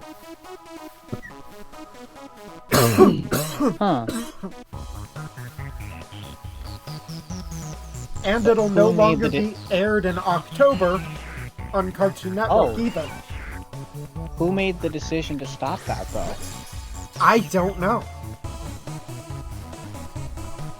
Infinity Train was not the creators. I can tell you that.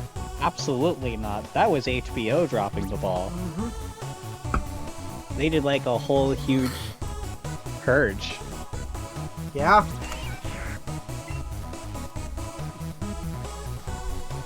I don't know if you heard about this, but Cartoon Network also downsized, too. One of their studios was completely closed. Wow. Warner Brothers closed one of Cartoon Network's studios. And moved them. Everyone who was there was moved to a new building. Weird. Alright, time to bash myself against 7B. This is a terrible idea. Damn it. I'm gonna have to restock on Pokeballs here soon, especially if I keep doing that. Yeah, you should probably stop doing that. Here's the problem. I am using the Joy-Con the same way every time. Oh shoot, I should just say that. And the gyroscope on it doesn't think so. Weird. Or at least I believe I am doing it the same way every time. And maybe the gyroscope is right. Who's to say? Not me, that's for sure. Well, the gyroscope can't talk. Or can it? Unless I had a program running on our computer that could rig up a model of how my Joy-Con is being used, which is possible. That would be pretty interesting, actually. I mean, people do the same kind of thing with, like, eye trackers. Mm-hmm.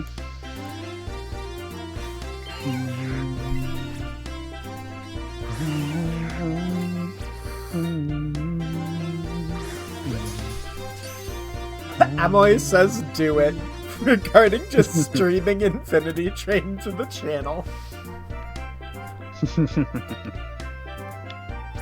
That is certainly the funny option. I like your moxie, kid. Chaotic good. Indeed.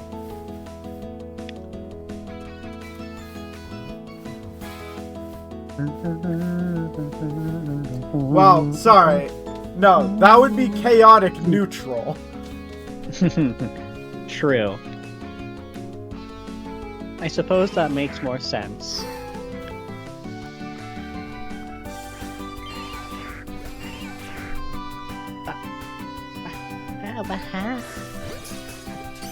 Chaotic good is holding a petition to bring it back.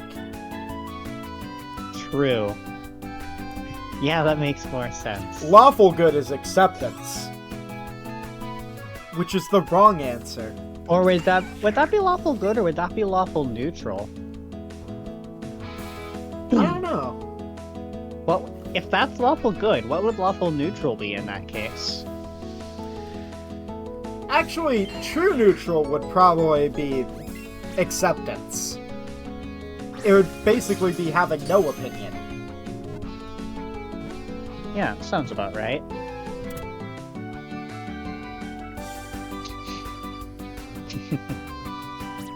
Lawful good would be snitching on somebody who is doing it. Yeah, that sounds about right. What would chaotic evil be in that case?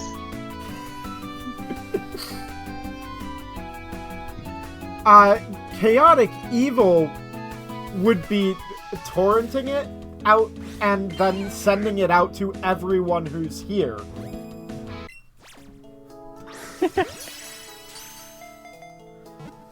It would basically be sending free downloads to the entire series and sending it to everybody in a Discord. That would be chaotic. Chaotic evil. Chaotic evil. Oh, I missed that.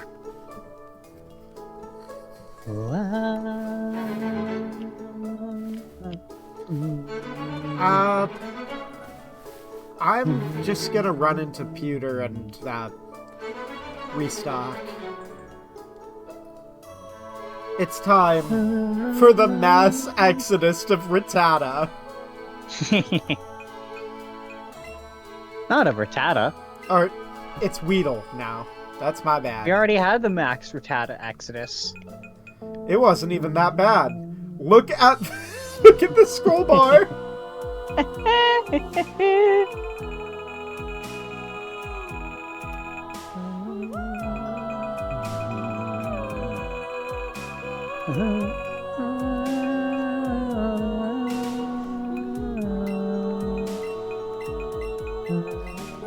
We're gonna be here for a bit. Just a bit. Because I believe this is approximately 1,000 Weedle. That sounds about right, yeah. Pretty close, at least.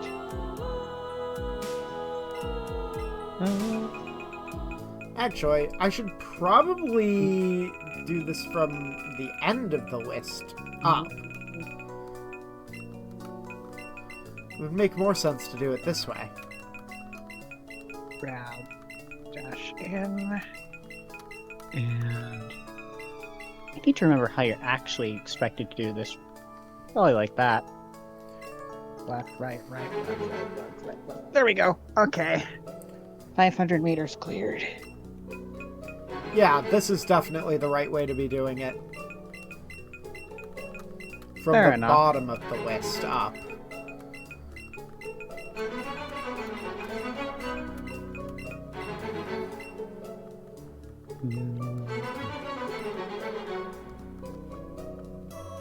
Never forget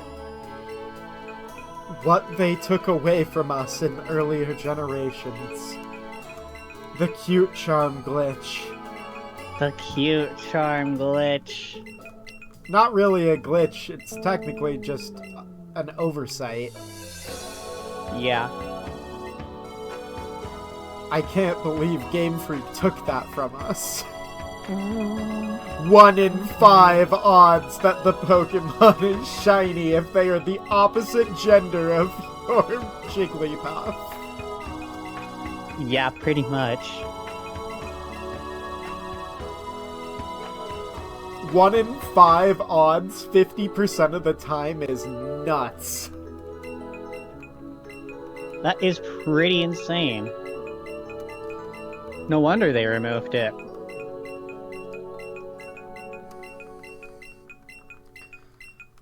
Well, I mean, I don't know. I wish they would bring back at least maybe an event where it's that likely that you run into shinies. Or not shinies, maybe marks would be better for that. Well, Something that people don't find as highly regarded. Don't get me wrong. the current event outbreaks in Scarlet and Violet are running like 0.5% shiny rate constantly. I mean, sure. Running about 1 in 200, or about 20 times odds. Sure, that's nice. Not to mention, this is the first time Alolan Raichu has been natively accessible in Scarlet and Violet. Yeah. So, like, that's a huge deal. Yeah, it's likely that I won't be able to get one. Sad. Unless I can find my copy of Violet. Sad.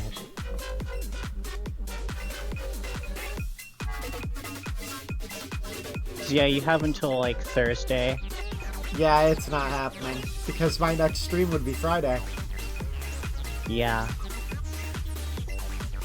So you'd have until about 7 p.m. your time Thursday. And that's how long you have until... That's how long you would have to connect to the internet to get the outbreaks. Yeah. And then they'll be... After that point, they'll be replaced with Tatsugiri. I mean, that's still cool. Yeah. I think it's going to be one form for each of the 3 areas. Correct. Which is actually going to be really helpful. Like, I like that. That'll make getting the other forms so much easier. For having a complete box set. Well, it'll also be far easier than what it used to be before the patch. True. Ah, yes. It is physically impossible to hunt in an outbreak. Because only the default form appears in the outbreaks. Correct. With 2 notable exceptions that existed. Any idea what those exceptions were? Well, I mean, I would assume Deerling and Sawsbuck. That Well, line. actually, sorry. 3 exceptions then, because I wasn't thinking about that one. Yeah, Deerling and Sawsbuck weren't default form locked.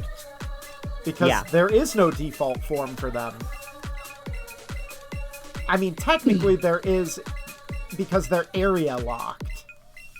Yes, so it's each area's default, but it's still not one form for every area in Outbreaks. But there are 2 other instances of that. I have no clue. Lycanroc would change forms by time of day, but only Outbreaks in one specific area could generate Dusk form. And the other thing... Any ideas?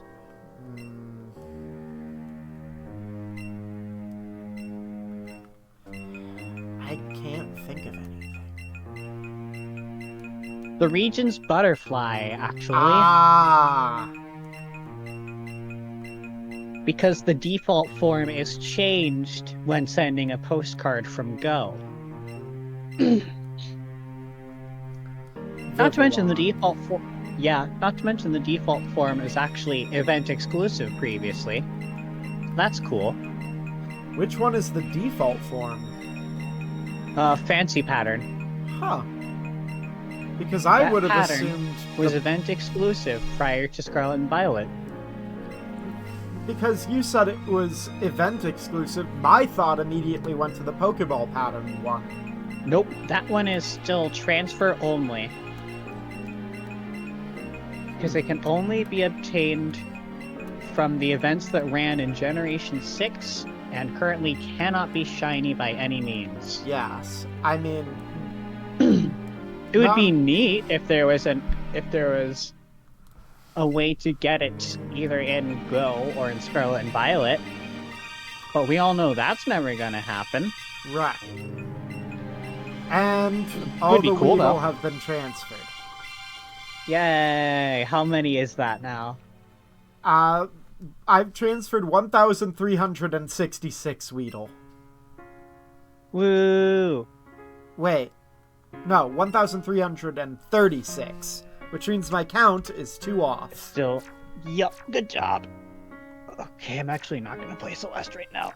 I'm not gonna bother bonking my head on 7B for now. Alright, time to sell some quick candies. Woo! Grind up the bones of the bugs to make candy. And then sell the candy for money. Bones? Bugs don't have bones.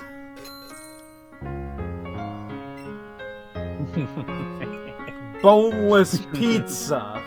$799. Grinding up them banana bones. Indeed. And I can sell my pineapple berries because they're worthless.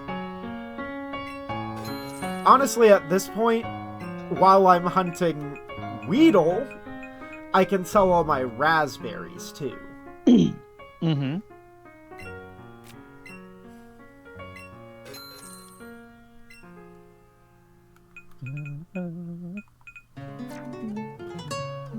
I'm here to buy. But 776 Pokeballs. And 77 Premier Balls. Woo!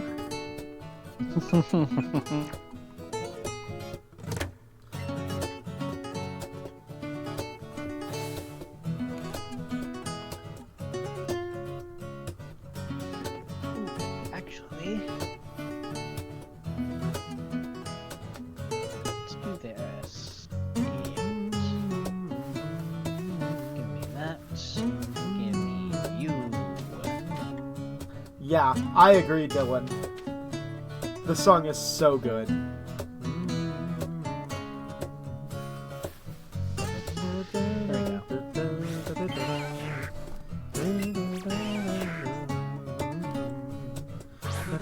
There we go. Ooh, actually.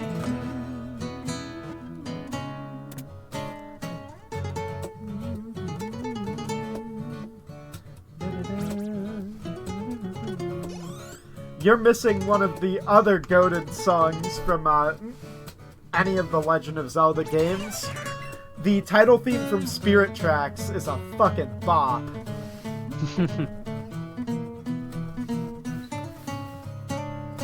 Heck yeah. Alright. This should be... Ironically, the only good thing about Spirit Tracks. Damn. Am I wrong? Nobody liked I don't Spirit know. Tracks.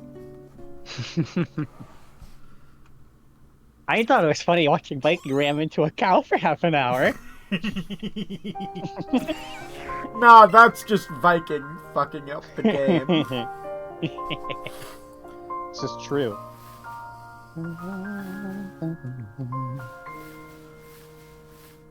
A lot of the Zelda songs are very good. Viking liked Spirit Tracks, but the game is very gimmicky. Yeah. It is a very niche sort of game. But, like, it's fun. It was fun. You Yeah. gotta admit, it was fun watching Viking ram into a cow for half an hour.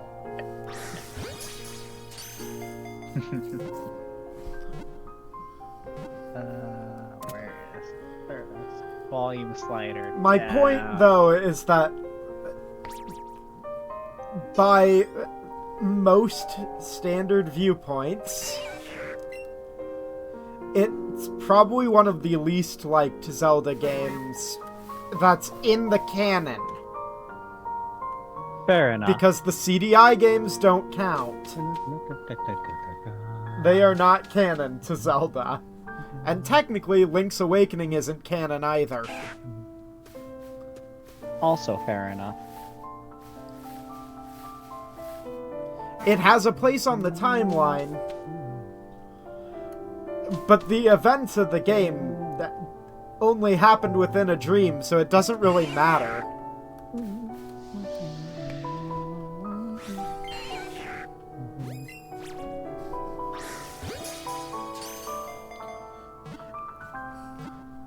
And unfortunately, my favorite Zelda game is one that a lot of people shit on too.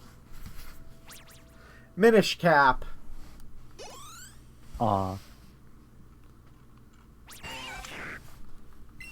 Because a lot of people forget about that game entirely. Fair.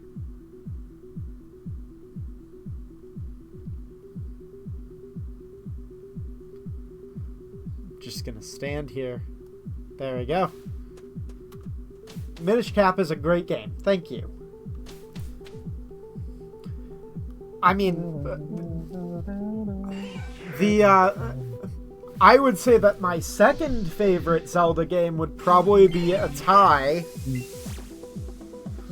between A Link to the Past and Breath of the Wild. Fair enough. So, time to 20 minutes. And...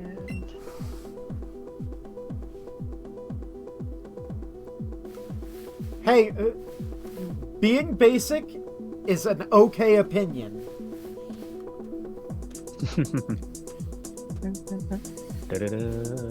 Everybody understands why you love Ocarina of Time.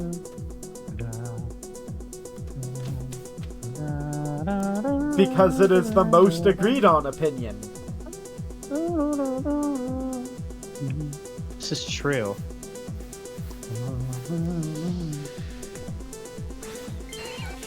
It has the largest consensus that it's the best game. Yeah, I'm not allowed to have an opinion. That's not true. Everyone's allowed to have an opinion, even those who haven't played all of the games. But what about those who haven't played any of the games? You are allowed to have an opinion. Which was your favorite game to watch Viking play? That is a good question. I don't know. Hi, Toaster! Toaster! Friend! Hey, Toaster. How's it going, dude?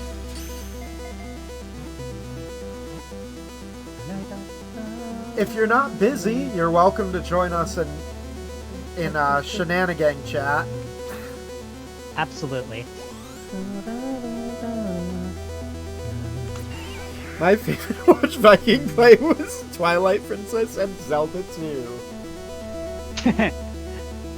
Watching Viking play Zelda 2 was really funny.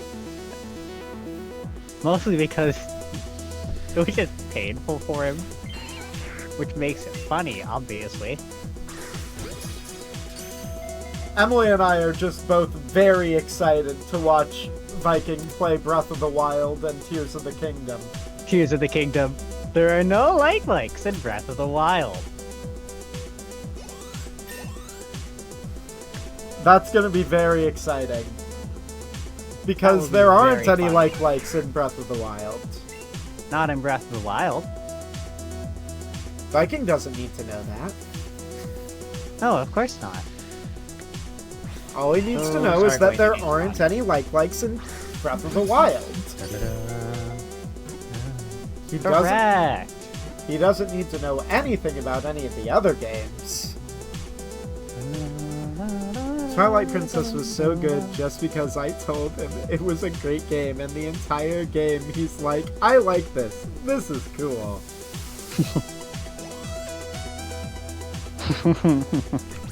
Yeah, it sounds about right. Not to mention, Twilight Princess has the most horrifying moment in the entire series. Which one? That's okay. Feel free to hang out as long as you want. I'm trying to remember, but it's the Ice Temple?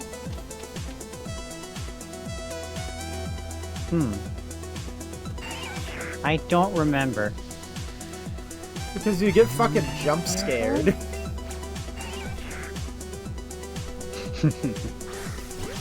And we all know how Viking reacts to jump scares. Yeah. That's why one of my favorite clips from him is the one big jump scare from Subway Midnight. Ah.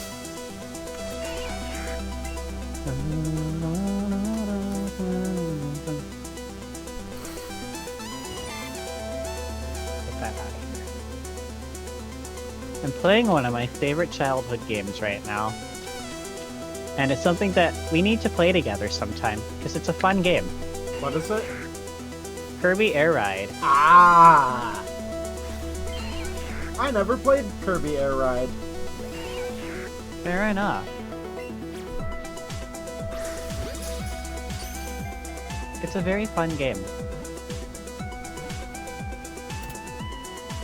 And very simplistic, too. Mm-hmm. Because, well, it's Kirby. Of course it's simplistic. But it's a Kirby racing game. Yeah, it's where one of the most broken items in Smash Bros. Came from. The Dragoon.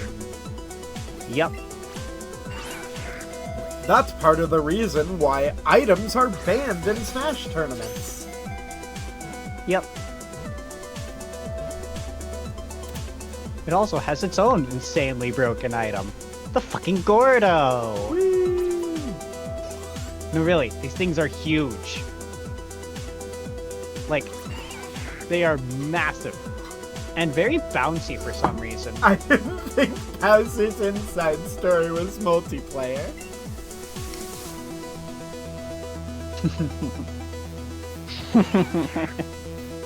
I mean, that is a good game too. And technically you can make it multiplayer.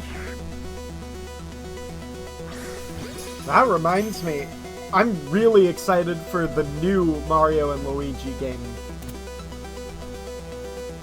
I think we're all really excited for Brothership. Yeah. Like, that is gonna be so cool. I especially like the art style. It looks like, so good. Yeah. It has the same feel as the giant battles from Dream Team. Like, that same artistic vision. And it's so cool. I love that.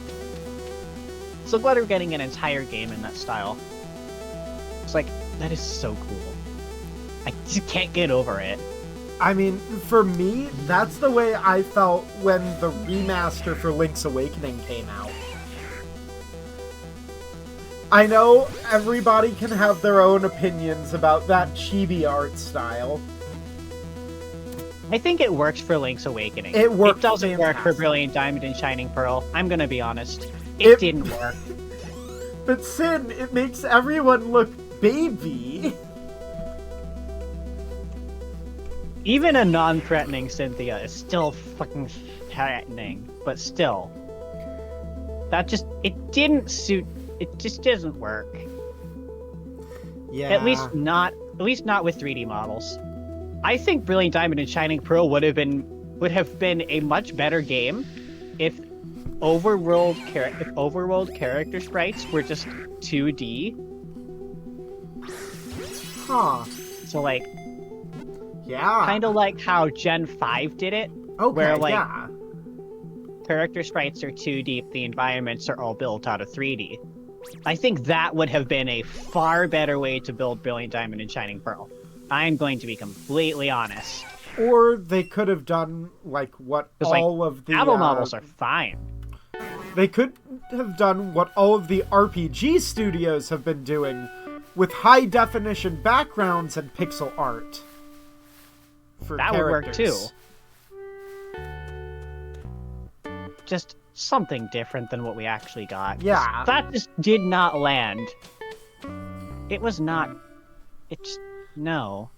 That hurt. Everyone is baby. The novelty of it wears off really fast. Yeah. Boink. Goodbye, Tack. Something Emily and I are kind of sad about is that we probably won't see another Let's Go game. Like, ever. Yeah, probably not. Honestly, I'd prefer it that way, personally. Because Let's Go just feels too far removed from the rest of the series. Well, the reason why Let's Go exists is it's a stepping stone for people who are new to Pokemon. I suppose.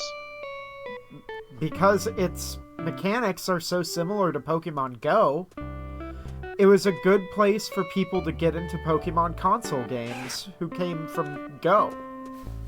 Yeah. I feel like it went a bit too... I feel like I don't know. It's just a personal preference, really. Yeah. Well, one of the things that I enjoyed from this game that I feel they should bring into future games is the Master Trainers. Mm-hmm. That was just such a cool thing that they added for post-game content. Yeah. I like that idea. I don't know.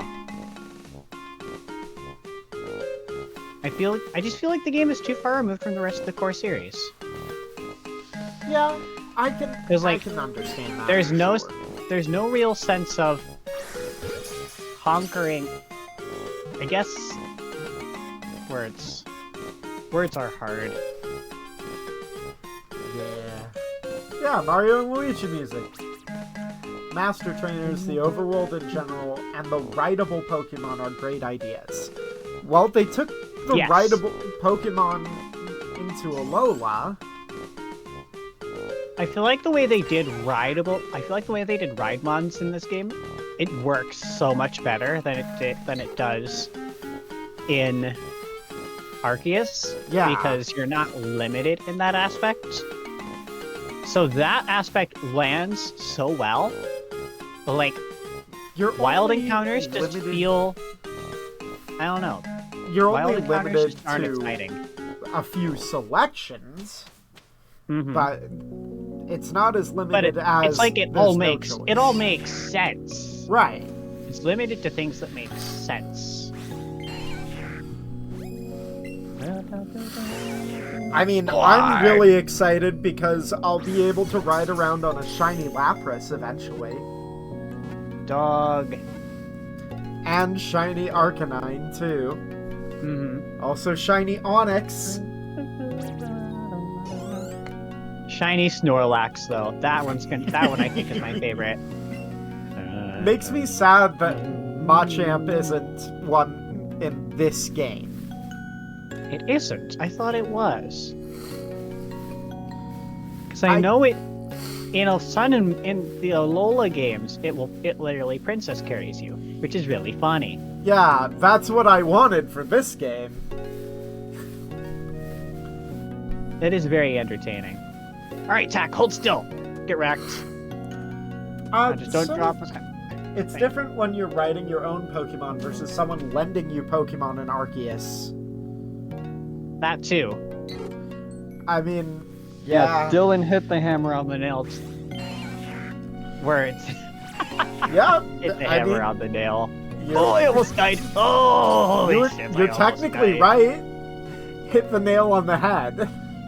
Yeah, hit the hammer on the nail. Because yes, that's how that saying works. No. I'm out of control. Holy. You hit the nail out of the park. It's out of the park.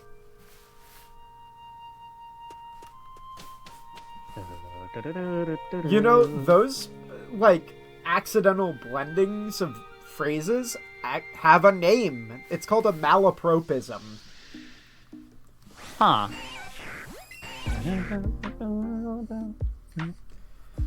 If you accidentally blend together two phrases of speech,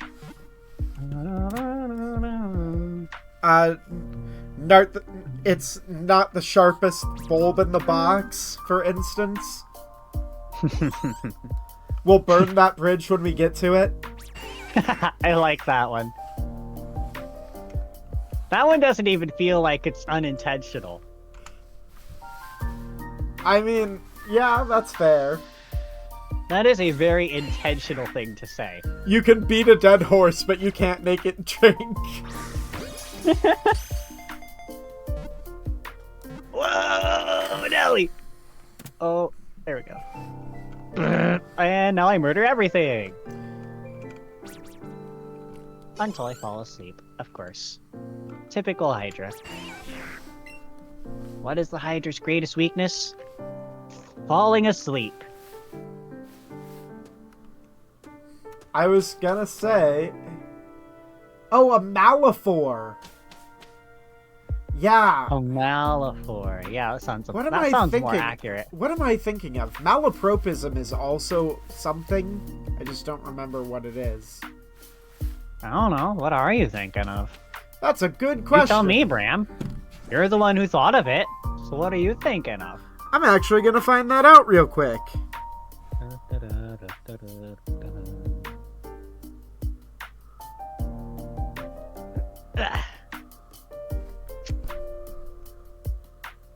Ah, that's what a malapropism is. So, a malapropism is when you use a similar sounding word to what you're actually meaning to say. So, you... For instance, dancing the flamingo instead of flamenco. Ah. Okay, that makes sense. She is the pineapple of politeness. But huh?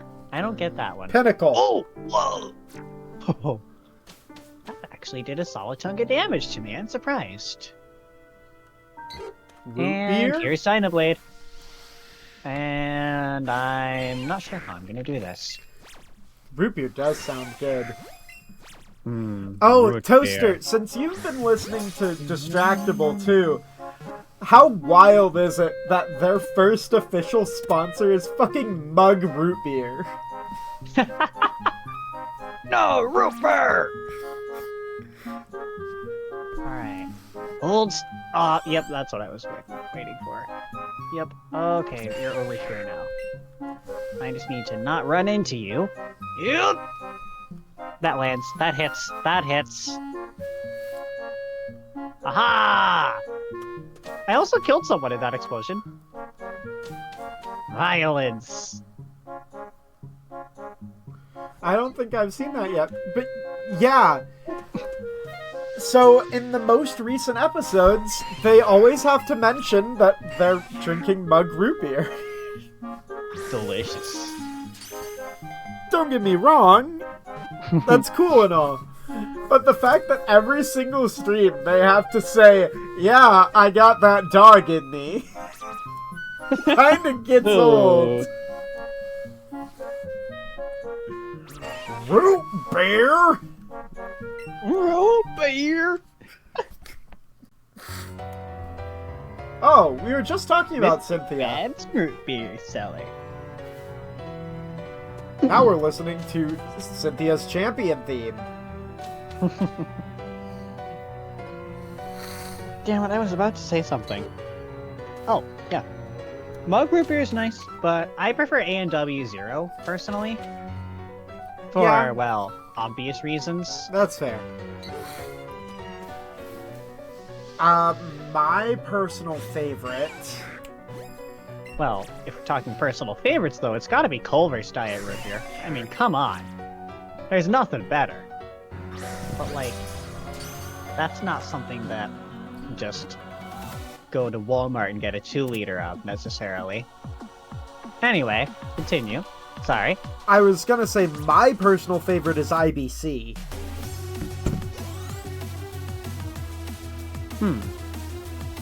It's bottled root beer. Fair enough. Meaning it is Bonus the points. right kind for accordions in recent studies. It's the right kind for a root beer float. Bonus points for novelty. And... Root beer is root beer? click! I just need to not blow myself up, and... Oh, there we go. I can Beautiful. disagree with that because Barks is not it. Oh, My I'm brother sorry, prefers honey. Barks. Oh, I don't think we're gonna be able to grab that. That was a bad spot for that to land. Nope, I'm not gonna get that, am I? Oh! Barks I is just not watched root someone beer. run into me. I just watched someone run into me at Mach 23 and it instantly explode. Emily, you are also spelling it wrong.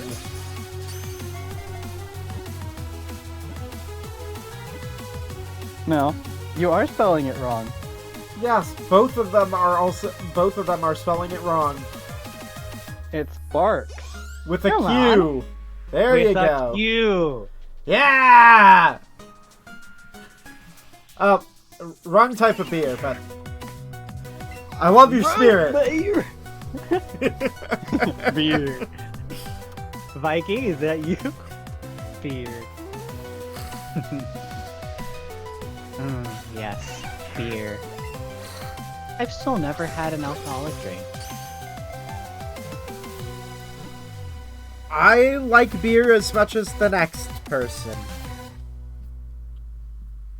How He's much got is the spirit. Exactly.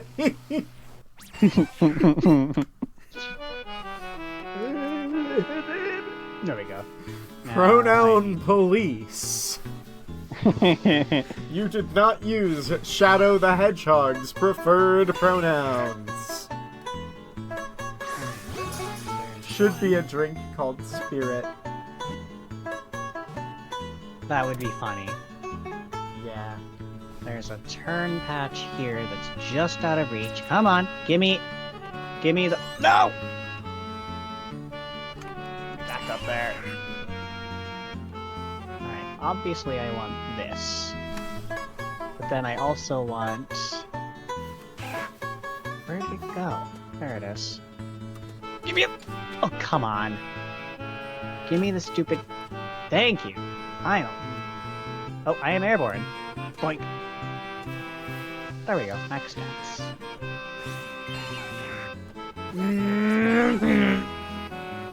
Now I could just fly around at Mach 32. Or actually at about 110 miles an hour.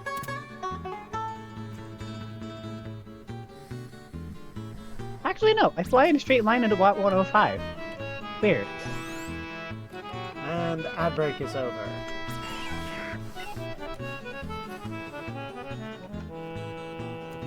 Yeah. I fly in a straight line at about 103, which is weird.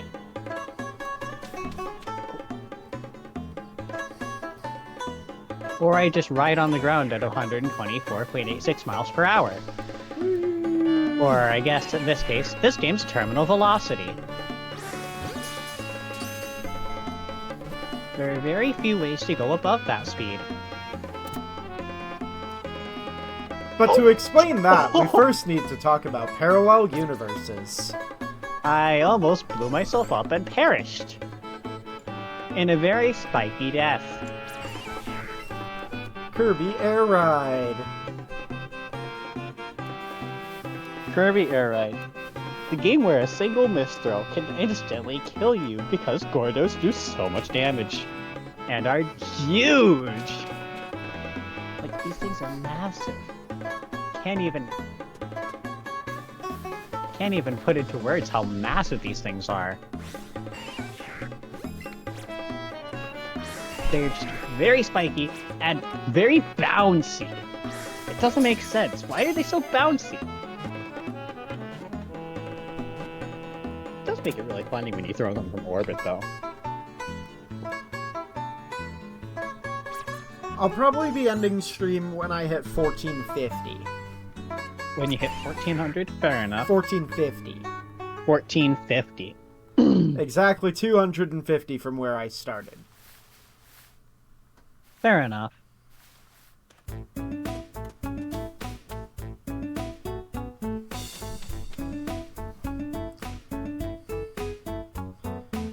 Probably call it slightly earlier than usual.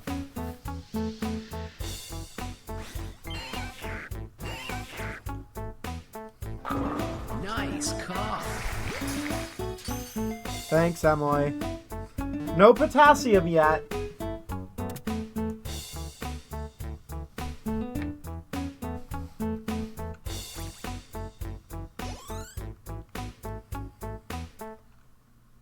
Well, someone perished. What do you mean, Dylan? I think it's very apparent what that redeem is. It's a very old Wii bowling meme.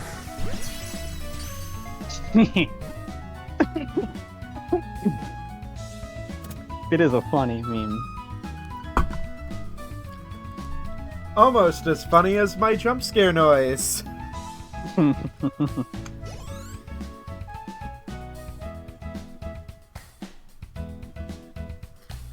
I can... That. It was a lot quieter than usual.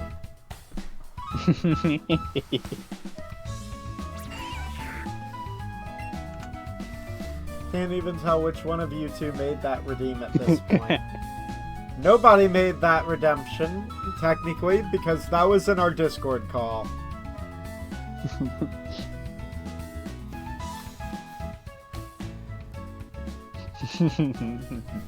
You can blame Emily for that, though.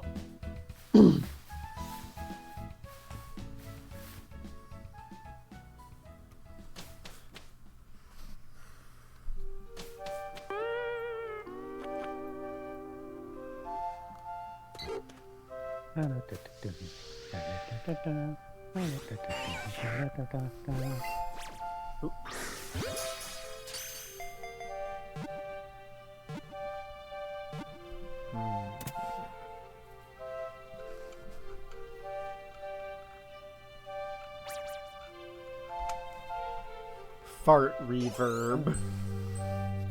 Great.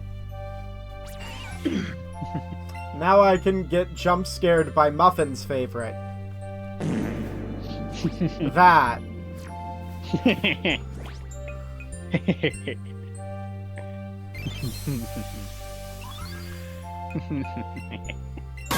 No! Damn it, Toaster.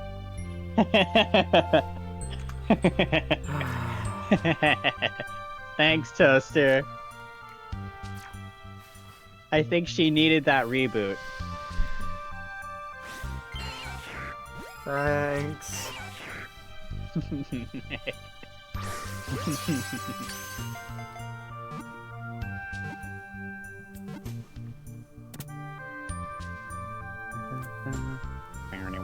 Emily used to be so shy on Twitch, and now Emily is very open about cream pies and nice cocks, apparently. Dylan, Cream pies. that is completely false.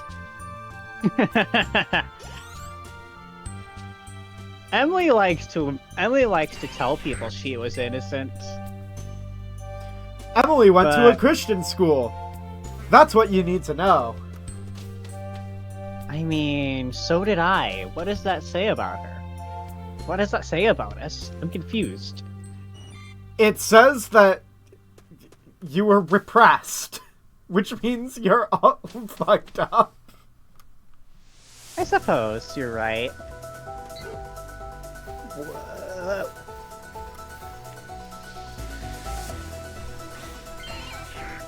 I'm creating too many particle effects. Sure, is my middle name.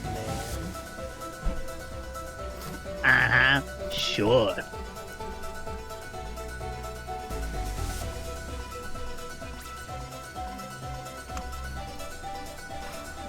Yeah, it's hype music. Except when I'm listening to this song for a very long time.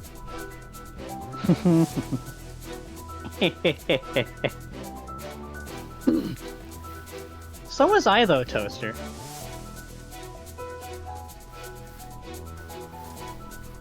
Except I don't think I was Viking's fault.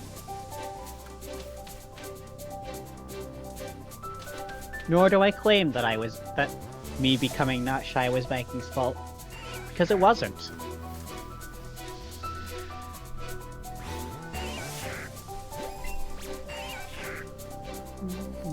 Oh! Here's a good question. Just for everybody's sake. What is your favorite Minecraft music disc? Favorite Minecraft? Wow, you cut out Music for me. disc. I don't have. I have a cop-out answer. Which is? Pig Step. That's fair. I like Pig Stuff a lot too, but my favorite is Other Side. I haven't really heard many of the other ones. Dylan hasn't So I don't played have Minecraft. I don't have a serious answer.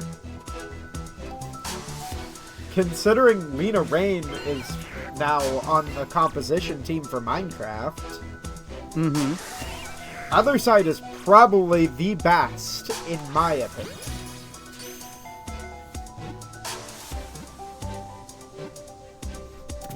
I'll have to give some of these a listen. I mean, most of them are just novelties. Cat Fair is enough, fairly but well still. known. Still.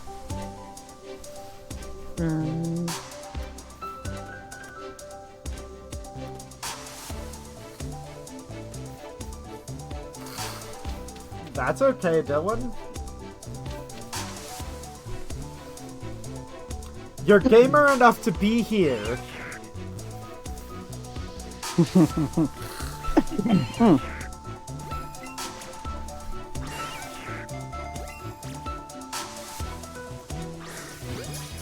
Yeah, Other Side's in the stream playlist. I've mentioned this before, but one of my favorite things I found was that somebody managed to transition between Other Side to Pig Step seamlessly as just a fun little video. That is fun. Actually, Bram, I have a question for you. Yeah. Now that you've played all of them, what is your favorite A-side in Celeste? Now that you have played all 8 of them. Okay. Now that I've played all 8 of them, the Mirror Temple. Mirror Temple is pretty cool. Yeah. And it has the best B-side remix, I think. I think it has the best fun. Well, we have the B-side remix in this playlist, too. Hi, Wesh. Welcome back.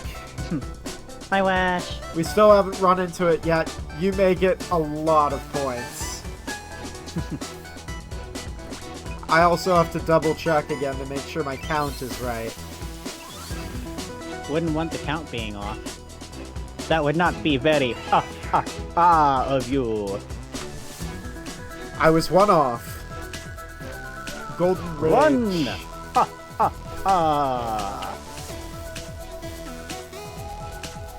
I can tell you which one was my least favorite. Gee, I wonder which one. If we're talking about purely A-sides, Yeah, specifically A-sides. I can tell you which Strawberry was my least favorite, and I can also tell you which A-side was my least favorite. Because Gee, Core I was wonder. my least favorite.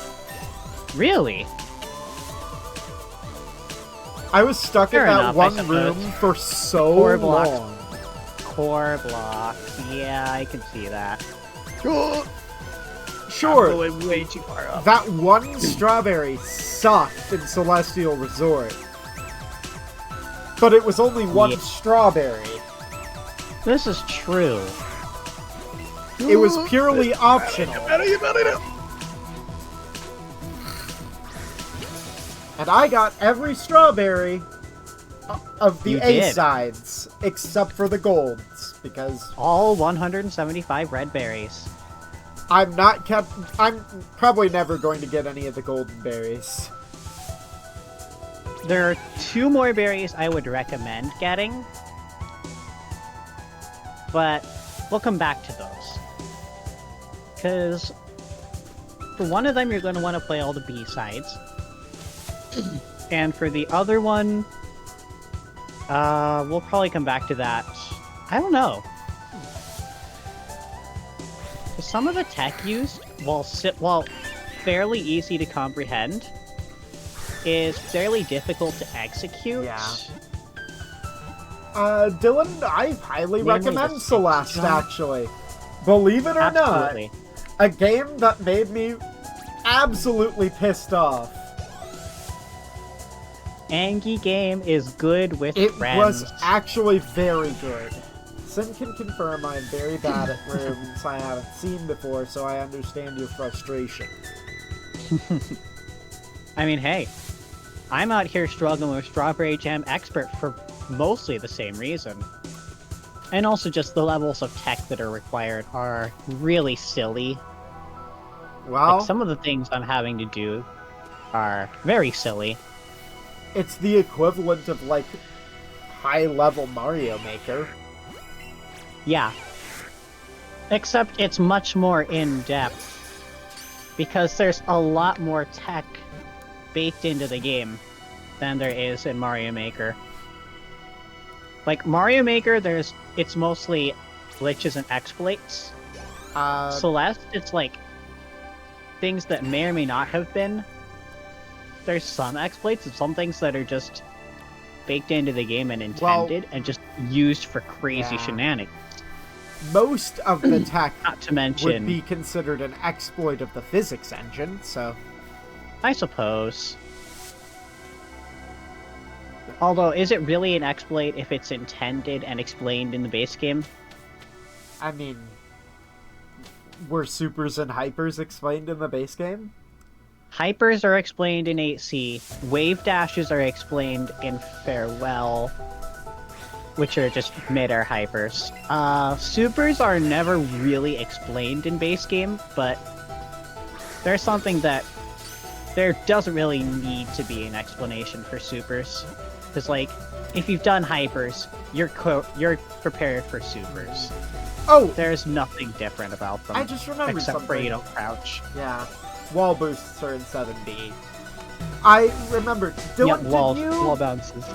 did you grab Prey? Since it's so cheap. Hot dog! I found a hot dog. Because Prey is probably my favorite horror game.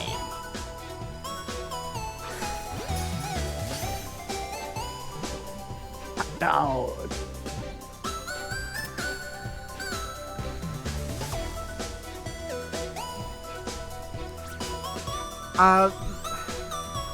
Anyway, there's plenty of tech that's explained,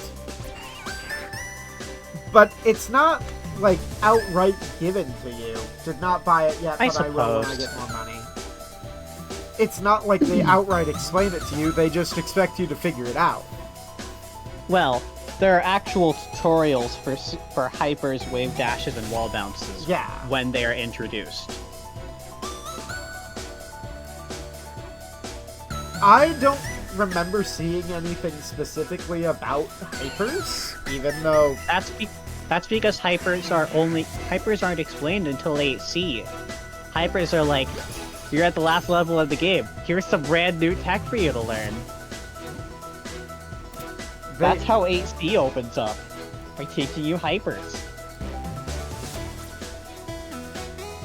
I mean, you don't have to do a hyper, though, to get through it. You do in the seaside. Ah! Hypers are required in the seaside.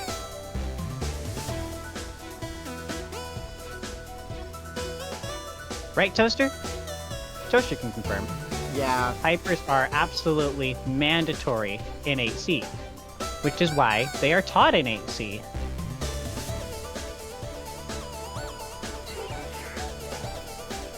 I still have to play through the B-sides, too. Yeah. The B-sides are going to be the hardest part of base game, I'm going to be honest. Yeah, well, I have completed one B-side. No, really. Aside from Farewell, B-sides are the hardest part of the game. C-sides only last 3 rooms, so they're not nearly as hard in that sense, because you're not dedicating several hours to going through a full-length level. Oh, and even then, of the hardest C-side, is 7C. Simply, at least I would think 7C is the hardest C-side. It might be... You can make an argument for 5C's first room, or 8C's final room, but I think it's 7C. Anyway, what were you about to say? We were talking about Other Side earlier. That's what's currently playing. Ah, nice. I currently have your stream muted, so I cannot hear it. That's fine.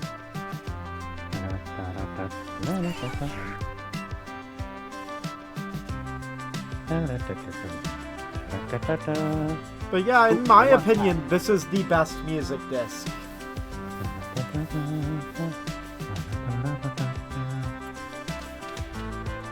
I'm flying! I am flying! Bird. And throw. One shot, one kill. Goodbye, bird. Now I just need to not impale myself on this Gordo. And somehow get that patch that I have accidentally abandoned on a building. I might not be able to get that. Nope, it's gone. Shit. I can go flying off to Narnia, though.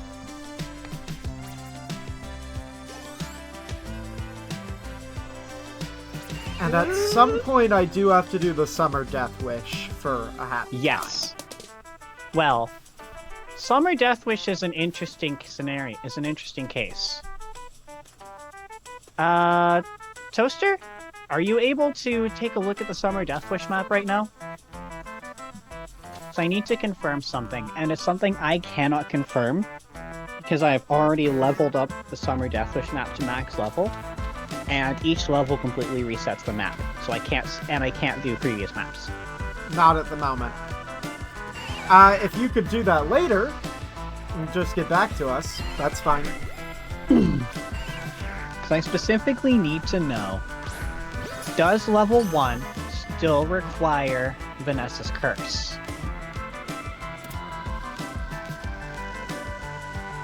Because on release, level 1 required Vanessa's Curse.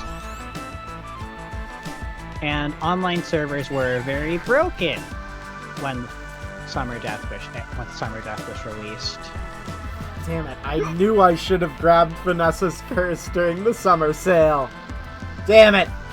To be fair, it's only $2 normally. I know, but we're broke. Fair. That is fair.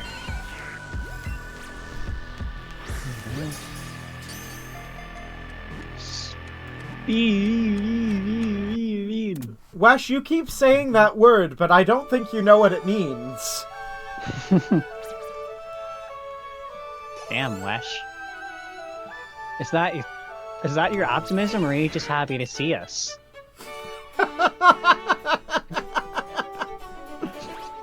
I'm about to get quoted, aren't I? I'm about to get quoted to the moon and back.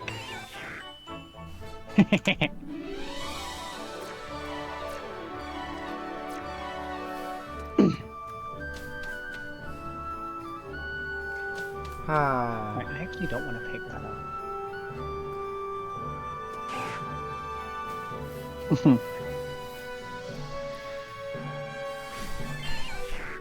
Am I about to get quoted? I don't know. Or am I just never punished? Always lucky, never punished? Unless Emily is going to quote you. I don't know. I don't know. I'd half expect Toaster to quote me, honestly. My POV is optimism, yours is very pessimistic. Hey, hey Wesh! Guess This what? is a call-out post. Guess what, Wesh? Your opinion doesn't matter. I don't see you doing this. Because the only person whose time is being wasted by this is me. And I'm just here for moral support. You're right, it is all RNG. Surprise! RNG is wasting my time. I could be doing other things right now. But here I am. Doing this for 1,400 encounters. Emily got it. Are you having fun? I'm still having fun. Good. That's all that matters. Now go back to suffering. I can suffer and still have fun. My power is wasting my time.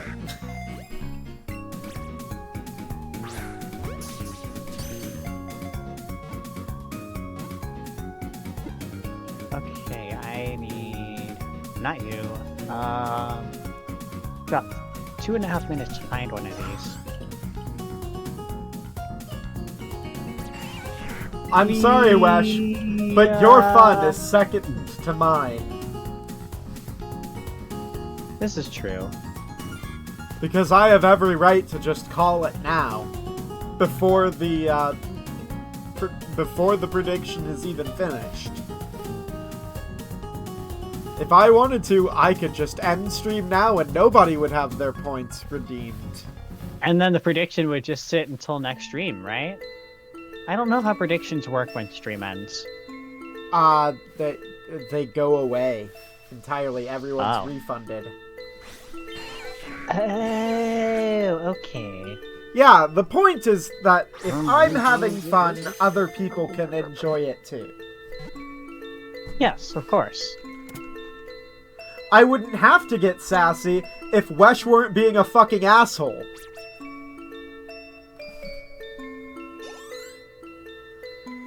Because here he is just fucking antagonizing me.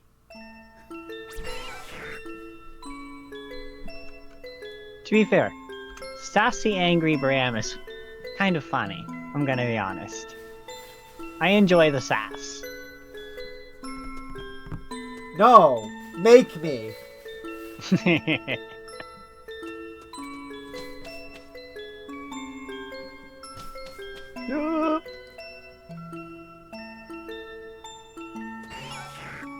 Please tell me this stadium is going to be high jump. I am so prepared for this.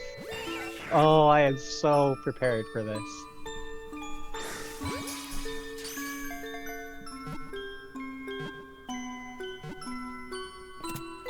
Yeah, you certainly have all antagonized me a tiny bit. But you aren't in your villain era like Wesh is.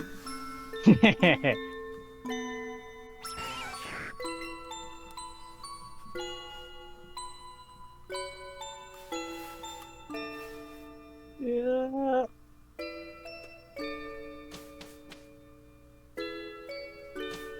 It isn't fast, you're right, Dylan.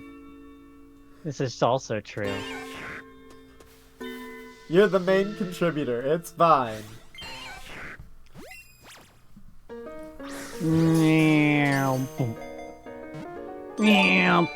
There we go, there's the bonk. There's the bonk. Aw, thanks, Wesh. You don't have to do that, you know.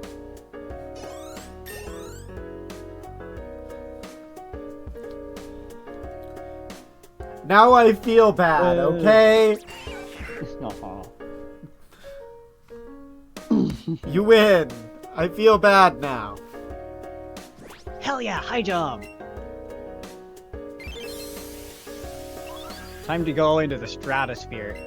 Like, Or yep, absolutely blunder. I am at the correct number. I blundered that. Let's try again.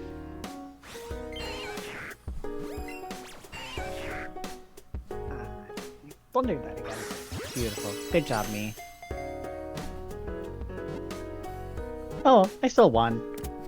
By a Alright, substantial amount. we are 11 sub points away from Community Pokemon Draft League. It's for the build-up I'm causing. The salt buildup. Not just any buildup. The Wesh salt buildup. Sure. Let's go with that.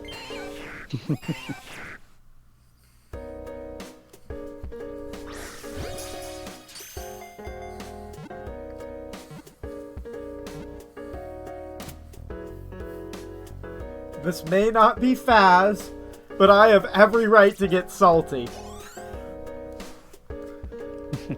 Yeah.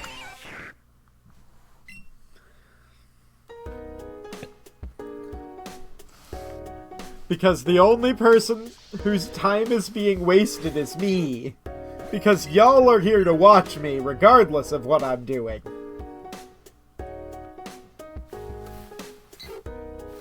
You're choosing to spend your time watching me waste mine.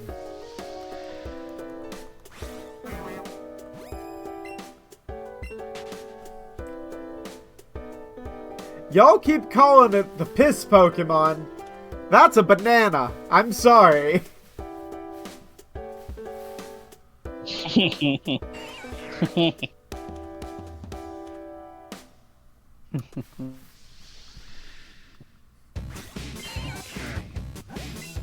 Yeah, that is also bright yellow.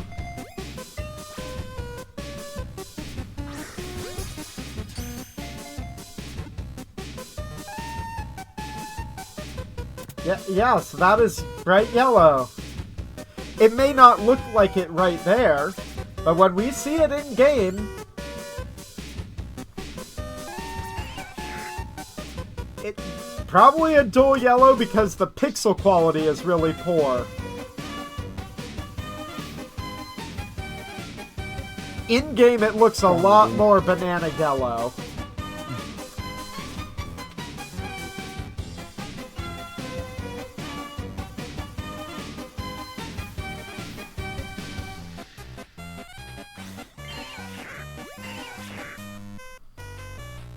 Unfortunately, that was the best quality picture I could find. Which is sad. Alright. So this just worked. Beautiful. Everyone who guessed before is now wrong. Yay! Meaning we can end the prediction. Because no one voted for... Actually, what no. if it is exactly If 1400? it is exactly 1400, no one wins points and everyone gets refunded. Exactly. Yep. Which means now we can officially end it. Give me a moment and I can do that. Yeah. Cool, so this does just work as is. Perfect.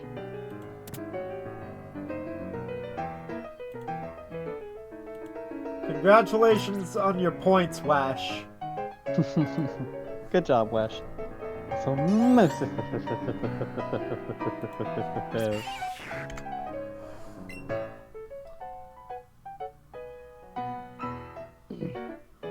The odds for this shiny, every time a new Weedle appears, is 1 in 341.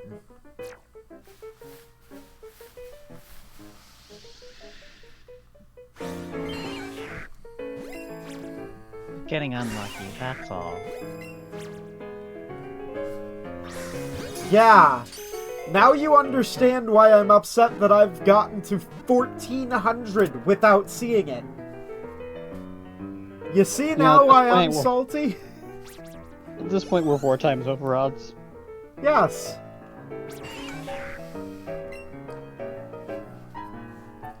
If odds were completely accurate, I would have seen 4 of them by now.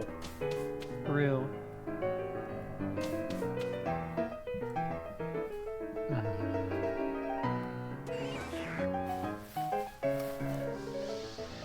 I play RuneScape, I know this pain. I don't see why you were salty at Wesh, because I've seen him way worse.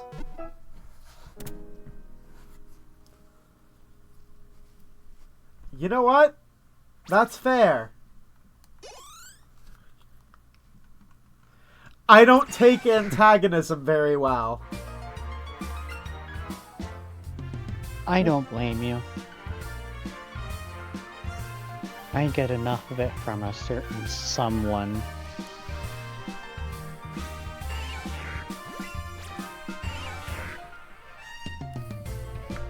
What do you mean, what did Wesh do? It's obvious what he did.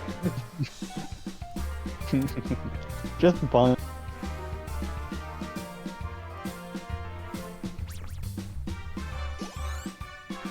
We don't have Emily. a bonk command. You could spray him instead. Why don't we have a bonk command?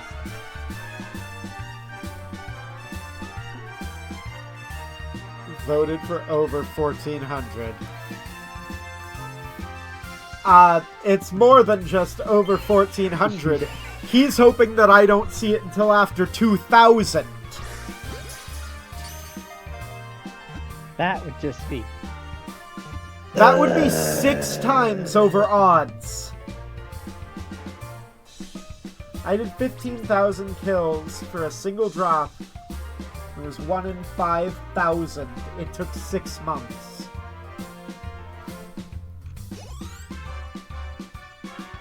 That would be roughly equivalent to getting this shiny Weedle in 1,000 encounter. Yeah.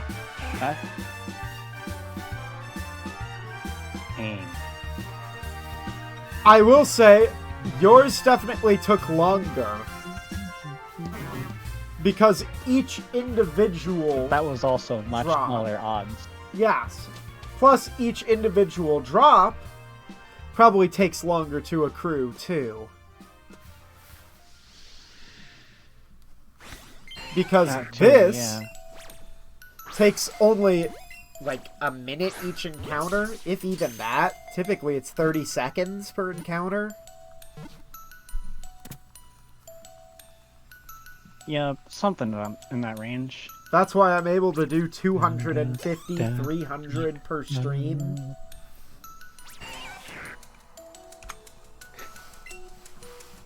At the time, I was ranked first in the whole game for killing the boss. Yeah, I feel that. Oh. Also, Toaster BRB safely. Yes. We would miss you if you vanished. Indeed. Also, Bram, I set up a thing that would be really funny to do for a Saturday stream. Yes. So I set up a way for us to play Mario Wii. Okay. I'm listening. Just a funny idea for a Saturday. Yeah. I was telling you about my idea for what we could do this Saturday. Instead of doing Stardew, we could do something Stardew adjacent.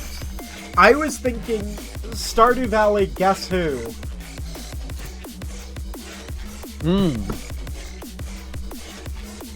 You're not allowed to use actual descriptors, though. You have to go entirely by the vibe they give. What? Is this person more likely to order an expensive coffee at a coffee shop? Stuff like that. That doesn't help me at all. I don't like that idea. Oh. That's the sounds point, like it would hurt my though. brain. That sounds like it would hurt my brain.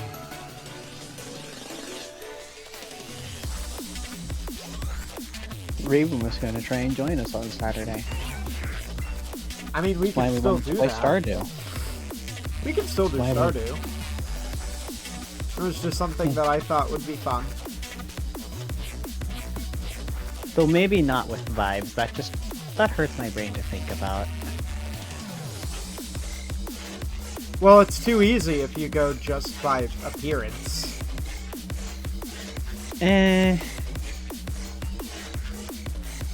I guess. Considering the only marriage candidate who's a person of color is Maru. I suppose.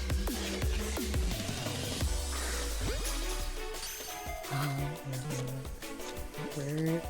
There it is. I did yellow, I was working on green. What a diverse cast in Stardew.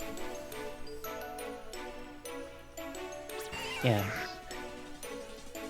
Don't get me wrong, everybody is diverse in personality.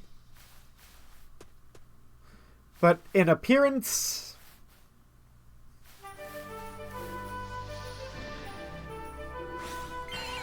Who's being a heckler, Mooses?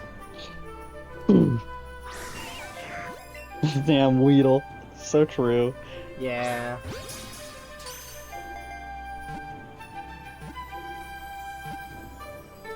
Wash?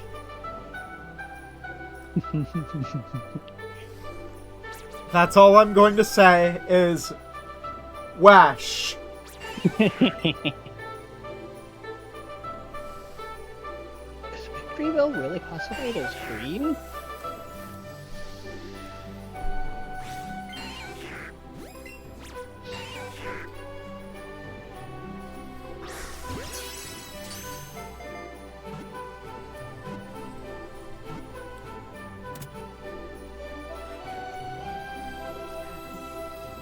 While heckling may not be your intent, your actions are proving otherwise. Okay, so you are green.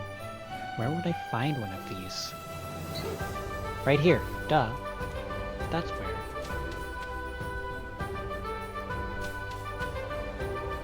So. Oh, hacker. Yeah, that's fair.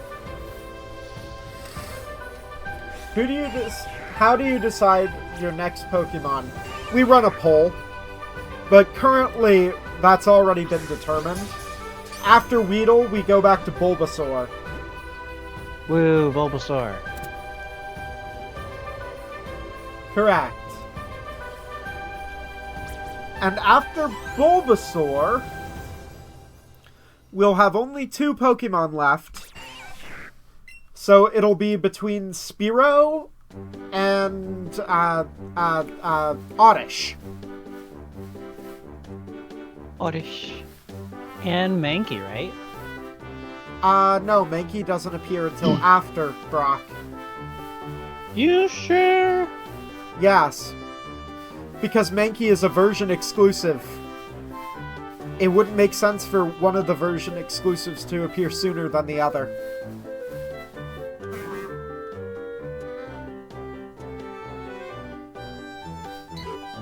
Huh.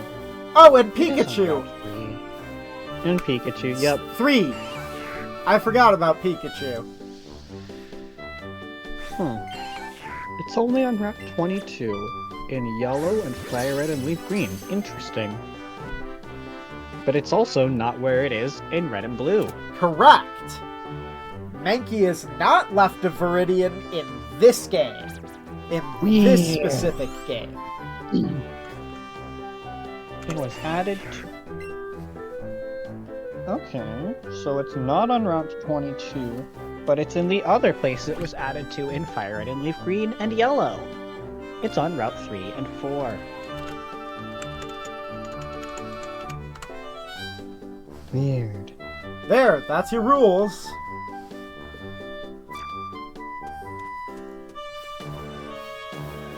Them's the breaks, kid. Fill out as much of the Pokedex as you can before each gym, on the routes preceding each gym. See, here's a funny thing. Your wording doesn't allow you to skip unevolved mons. Correct. Meaning... Good job. You backed yourself into a corner. Yep. If I catch a Pokemon that is an evolved form, I have to continue hunting the base form. Yes, after Misty, I have basically the entire Pokedex. Pretty much. Everything up through the static Snorlax. Correct. So ideally that should be your next full stop. Basically, it is everything to Snorlax. And then after Snorlax, it is everything except Victory Road. Pretty much. That's So also false, Wesh. You can get to Cinnabar and Seafoam without taking on gyms. See, I would add a second cutoff. I would have the cutoff at Snorlax, and a cutoff of not surfing until you're done with the mainland. That... I can't actually do that because of Poliwag. Well, sure. Still. Not doing the water routes until you're done with everything you can catch on land. Yes. Because in Let's Go Pikachu and Eevee, the quote-unquote HMs are linked to story events and not gym battles. That is such a dumb decision to make.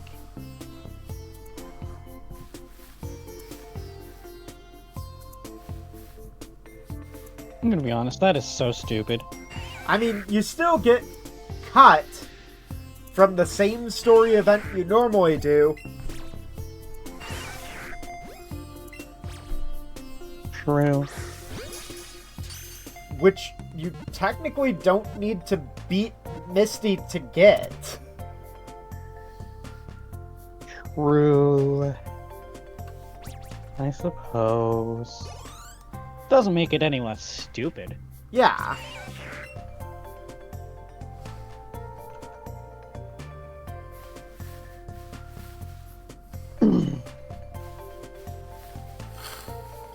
However, because Bill's house is after Cerulean, it doesn't count yet. Thanks, Toaster. Have a nice night. HM should still be linked to gyms. Don't you still need to get to Fuchsia to get C-Scan? That's correct, but I can get to Fuchsia after catching Snorlax. So yeah.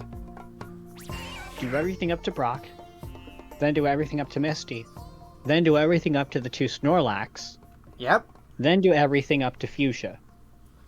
And Then after the rest of the game Fuchsia, opens up. the rest of the game is open without taking on any gyms other than Brock and Misty. I think you should still do the gyms that are in each section, though.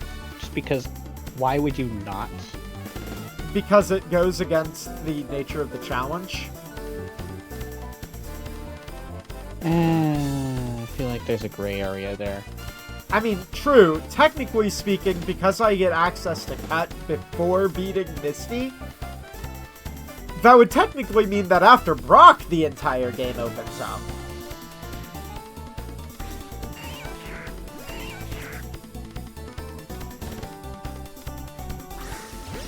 Feel like we're digging into a real big moral gray area here in the challenge.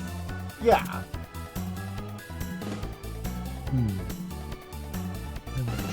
We are still gonna break it into chunks. Put them all on a wheel. You have to get the Pokemon that you can before each gym. Honestly, that's actually a really funny idea on how to do that. Put them all on a wheel. Put all of the gym battles on a wheel, or all of the Pokemon encounters on a wheel. That's the question. All of the accessible encounters for where you're at on a wheel. So like once you get to the Snorlax blockade, put every encounter that is accessible up until that point on a wheel. Yes. Spin the wheel, and that's what you hunt. Here's the problem with that. That means I have to put Eevee on the wheel either 3 separate times, or just hunt it 3 times when I roll Eevee. No, you just get 3 Eevee all in one go. Because why would you do that any other way? That would be strictly incorrect. I mean, if I want to take a break and hunt something else. That still just feels like the incorrect choice. Sure, it's not optimal. Why would you build up 3 separate chains when you've already got one going? Silly Bram. Because I get bored easily. Sad. I have attention deficit problems.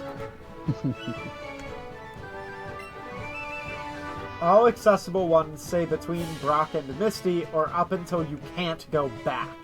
After Mount Moon. Ooh. Yeah, that's kind of important. You have to do all of the Mount Moon encounters. Correct. Because you can't go back. Yeah. After clearing Mount Moon, you can't go back until you get cut.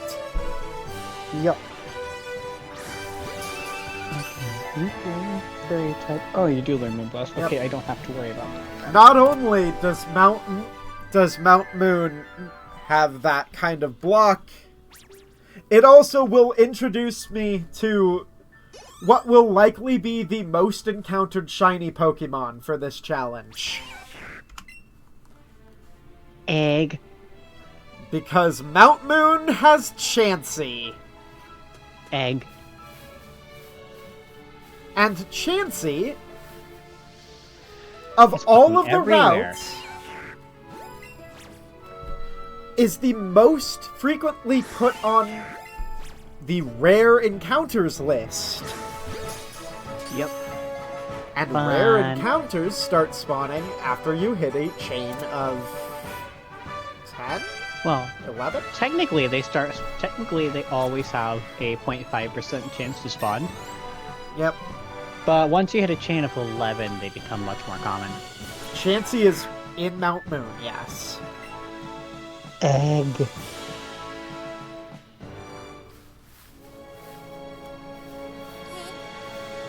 Egg.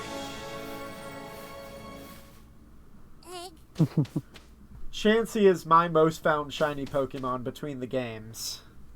Yeah, that's understandable. Mostly between Arceus and Scarlet Violet. Mine is much less funny. Mine also kind of funny, though. What's yours? I believe mine would now be a tie between Fomantis and Hisuian Sneasel. And Hisuian laugh you cut out for me again. Hisuian Sneasel. Fair enough. I think mine is a tie between the Badoo line as a whole and Heracross. Huh. If we count shinies that I'm not looking, that I wasn't looking for. Otherwise, it would be Flabébé, because I have caught 15 of them. That is the furthest behind I have ever been on my count. That was Good 6. job. It's not my fault, because, Or well, is it? actually it is my fault, but it's not my fault. Good job. See? It's your fault. It's your fault. Good job. Wait, this gets Giga Drained by... What? Why does... Why? That's weird. So Because I when I put in the challenge command, I never moved my mouse back over live split. Good job. So for a while, I was pressing the plus key and nothing was happening. Good job. Thanks. So, I picked up my Rantical Red Colors run. Okay. I'm currently working on green, and I just discovered something really odd. Looking at the egg moves for Bellsprout, Uh-huh. this thing gets Giga Drain, Leech Life, and Strength Sap. All as Huh. egg moves. And I have to choose which one of them I want.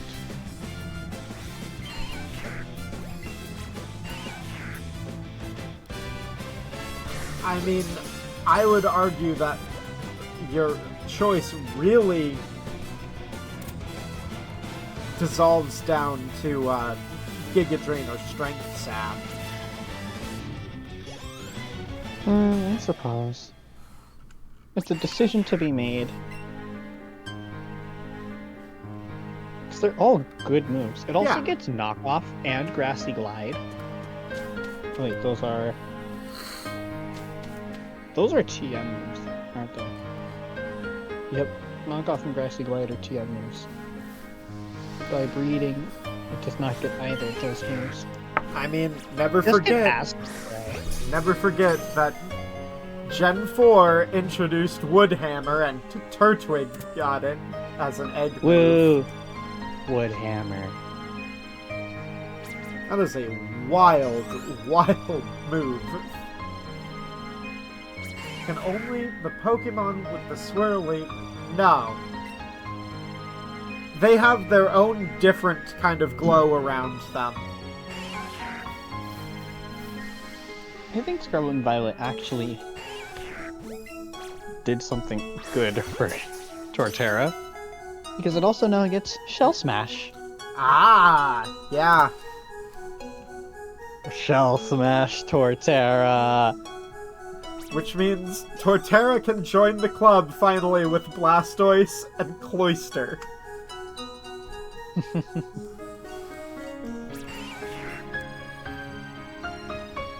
Shell Smash Torterra is actually kind of scary.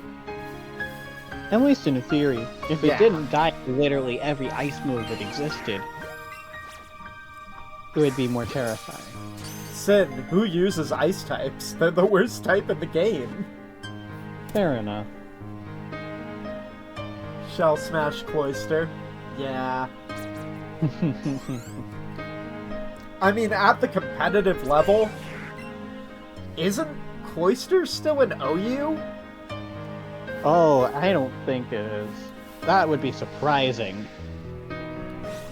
I mean, Cloyster is one of the Pokemon that had the longest reign in OU. Nope, Cloyster is nowhere near OU. Aw, sad. It was an OU for 3 gens. It was in Ubers in Gen 5. That's funny. Gen 5 Ubers. Well, what was Bloody. there? What was there to put it against?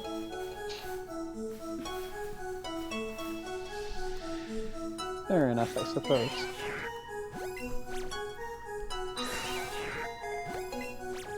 Nope, it's the lowest it's ever been. It's an NU this gen. Oof. Well, Power hey, power creep is wild. yeah, by that the way. means that in our draft league, Cloister might be a highly, sorry, a highly contested draft. Not if I get to build my team the way I want to. That Clayster will be so dead it won't even know what hit it.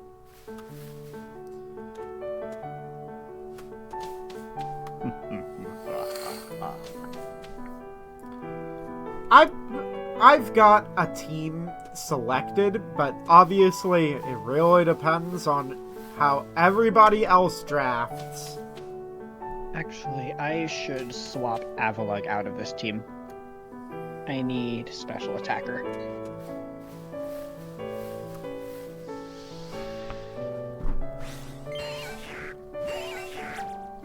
The idea of using Assault Vest Avalug is funny, but I need a special attacker.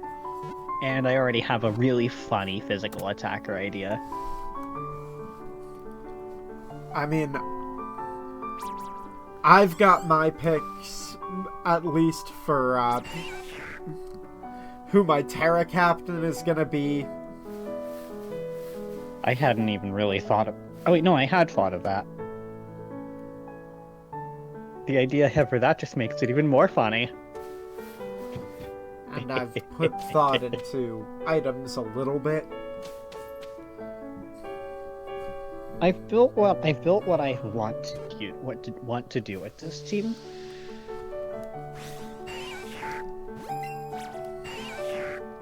But we'll So find I've out. only put in 5 slots. Yeah, we'll find out real quick when draft starts on who's going to get what. You and I haven't really disclosed anything about our actual teams. And it's possible some of the things that we want are going to be the same. The most I've said is that my team is somewhat loosely based on my Indigo Disc team. That's Yeah. about all I've said. It's also going to be somewhat of a gimmick team. Yeah. Actually, that's a good idea to put on this team. Oh, that's a huge idea to put on this team. Ooh, that covers my special attack weakness. That's something huge. Oh, I like that. Oh, I like that. Actually, what would you even run this gen? Huh, you're actually sitting in Ari. You run Psychic Noise? Interesting. Interesting.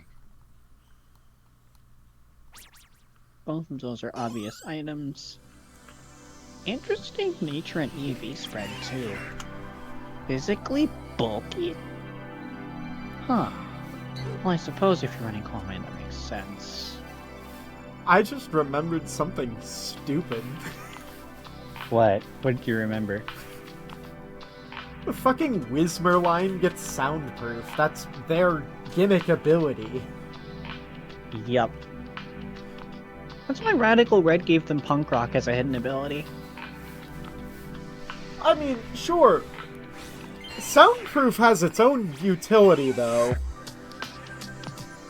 Yeah. It's Not even their signature ability either. Soundproof Mr. walls Mime. fucking Primarina. This is true.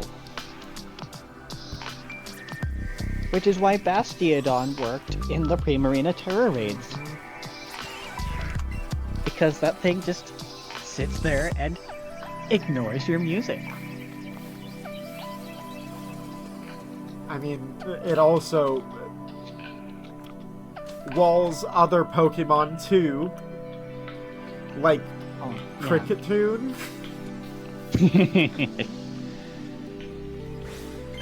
Chatot.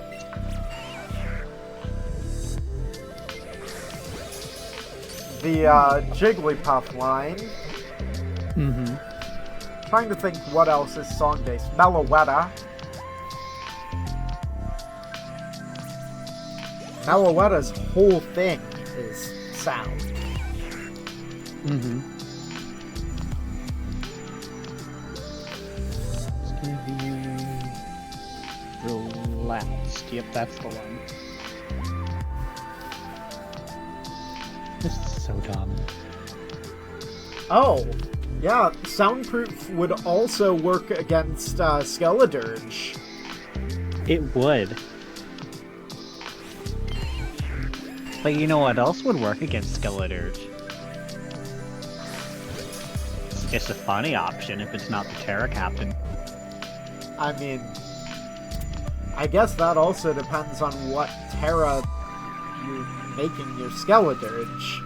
Typically, you just go with fire because they can't hit your Skeledirge if your Pokemon's dead.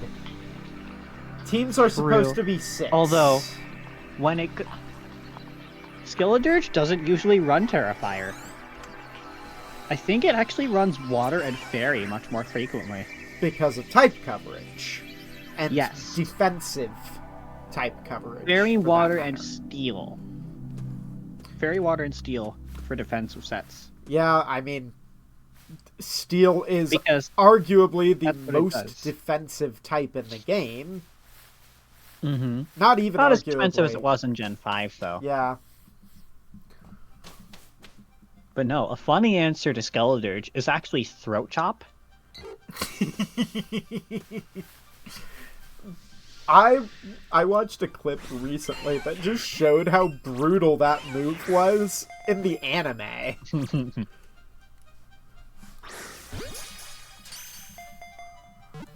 That move is crazy. It is. Throat Chop. I'm right though, right, Sin? That teams are 6? Yes. Because we'll be doing... full team is 6. Yeah, we'll be doing competitive doubles. Oh. Doubles? I thought we were gonna do singles. We could do singles too. That would be fine. But Draft League typically runs the same sets that all of the other competitive leagues do. Not necessarily. But I wasn't preparing this team for doubles. I wasn't expecting that. I thought this was going to be singles. I assume. Which means all of our tier checks are pretty much irrelevant because I was looking at singles RU. Doubles has a completely different tier list. Okay. I didn't know that. Doubles also doesn't seem to have team build, doesn't seem to have set metagames below UU. We've got OU, Ubers, UU, and Little Cup. Oh yeah, we could do the Little Cup Draft League. No. No. Every team has a Fear Rattata.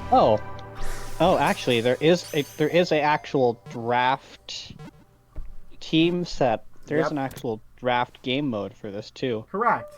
With 6v6 doubles and 4v4 doubles. That's the question then. Do we want to run 6v6 or do we want to run 4v4? Because that'll make matches short and sweet. True, it's a good if we run 4v4 instead. Yeah. Interesting. I hadn't thought of that. But I was building my team for doubles. Because I was that's building what mine I assumed. under the impression that we were doing singles. Typically, Draft League is run as a doubles. Because if we're doing doubles, I need to rethink my team. Because I can't use my lead if we're doing doubles. Oof.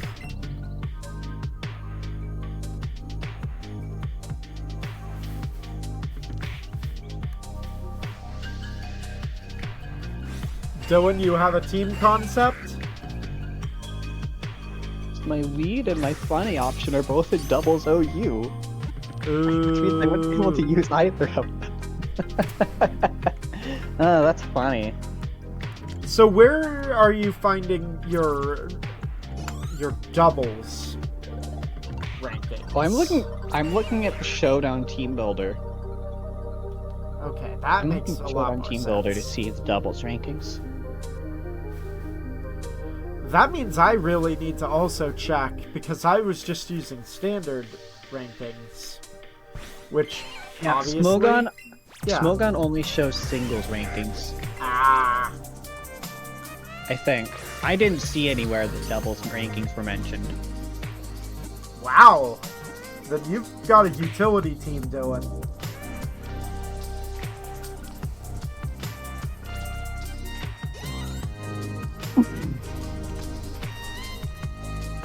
I've got a team that I think is a funny wall break sort of. It's a funny combination of wall and wall breaker. It's weird. Like, it's a very bulky team. And it's very gimmicky. But it's also very funny.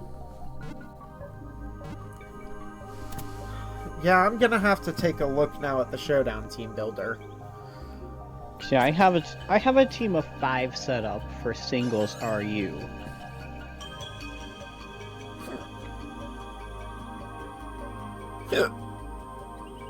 Oh, goodness.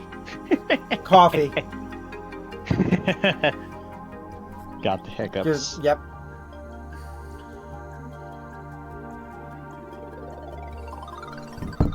Yeah, I was under the impression this was singles, which is why I even had to change up some of the moves on my team. Because I was thinking singles. 'Cause I had made a comment to you previously about heal pulls, specifically. Oh, because of Magic Bounce. Yeah.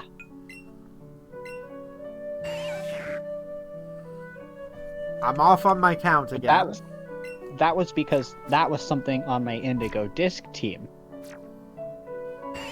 But in both singles and doubles, Hatterene is an OU.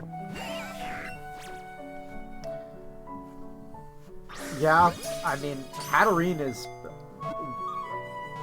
Pretty good. Pretty good, yeah. Yeah. I'm curious to see what sets it even runs. I'm curious.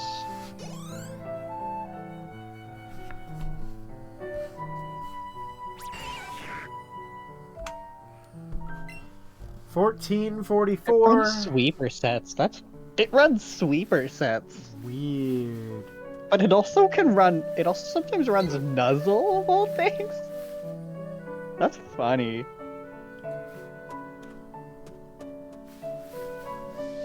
So it runs like Calm Mind sweep sets in singles OU.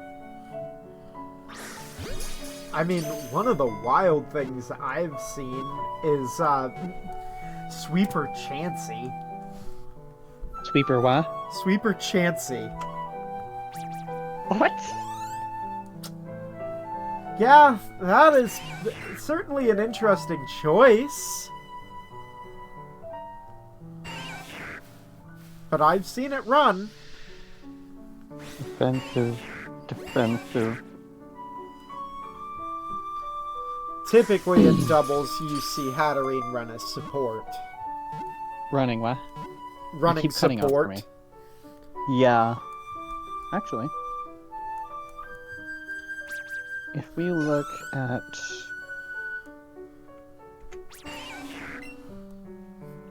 VGC Regulation F teams for Hatterene. Strongest expanding force user and slower than Amoongus. So it really thrives on Trick Room teams. Yep. Obviously. I mean, typically that's why you'll see either Hatterene or what am I thinking of? What are you thinking? Meowstick is common too in place of it. In place of... In You place keep cutting of out for me. Hatterene. Huh. You'll Female see Meowstick? Yes, you'll see Meowstick run instead sometimes. Weird. Because it ditches its weakness to steel type. It doesn't seem to have the best stats though. To be No, honest. it doesn't. But you're also gaining more utility. And it's also typically run as a sacrifice mon. Well, you wouldn't run Meowstic in Trick Room. Exactly.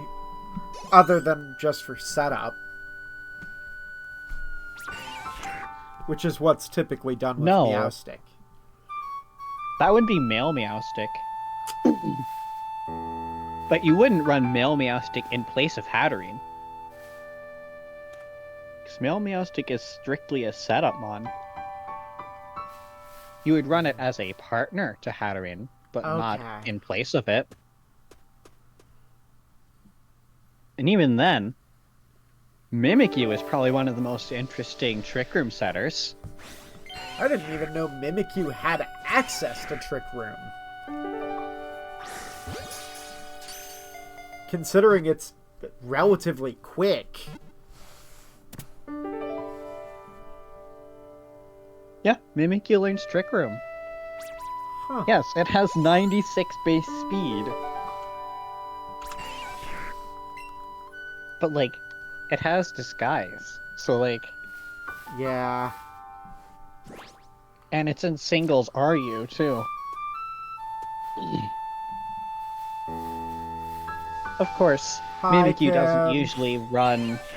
Mimikyu doesn't usually run support sets. Yeah. It just goes full nuke. It even will run red card, which is really funny. Just red card Mimikyu get a free sword stance. Kim finally said hi to you, Sin. Kim! 1450. That's actually where we call it. Woo!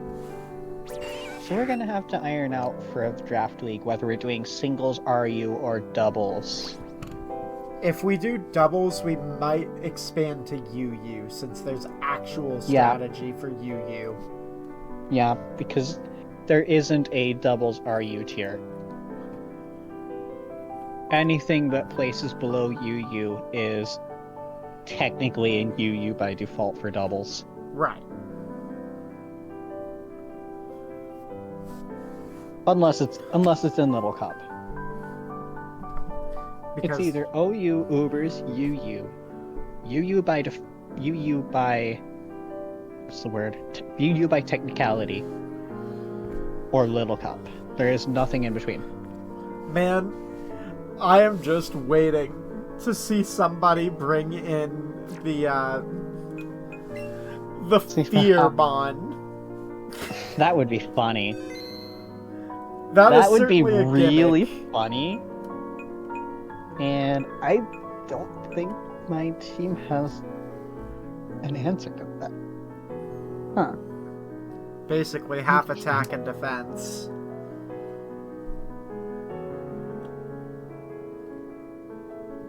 My team is probably the biggest gimmick. My team idea, at least for singles, is probably the biggest gimmick team out of all of us. Yeah. And my team It's that kind I of had selected is utility based. Entirely. I wonder if we're going for the same kind of team. That would be really funny, I but don't also know if we are. incredibly awkward. I don't want to give too much away from what I was building, but we may have to build entirely new teams because we'd be moving to UU doubles.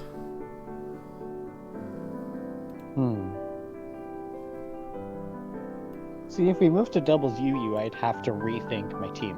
Right. Alright. It's like my lead is in doubles OU. And yet my pinch hitter isn't even tiered in doubles, so it's in UU by technicality.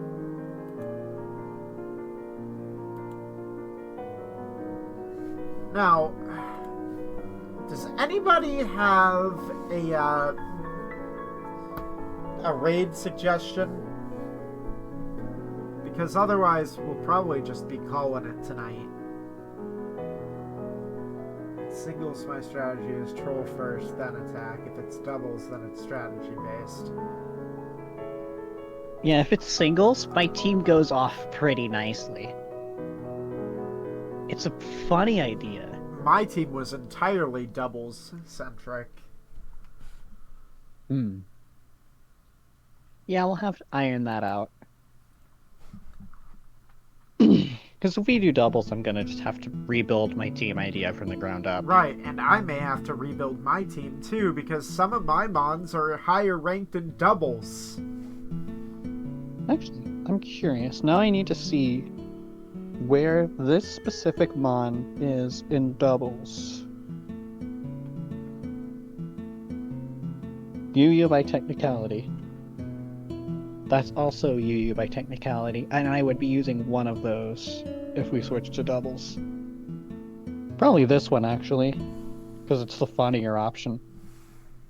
Well, if we get 11 more subs, we have the draft tournament. Woo.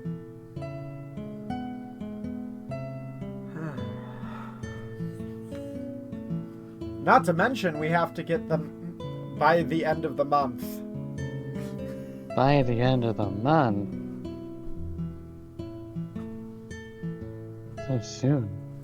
Kim, don't you dare. Kim?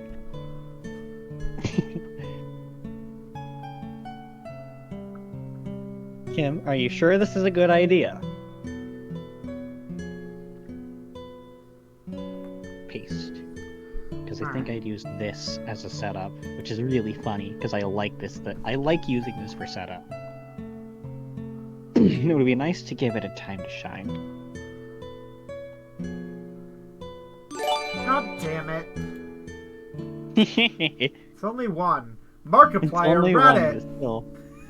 Markiplier?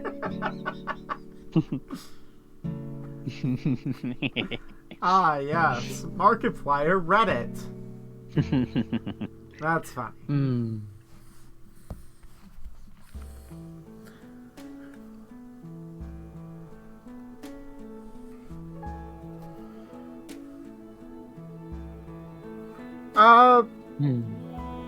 We can raid either Danny or we can raid Vamp Kitty again.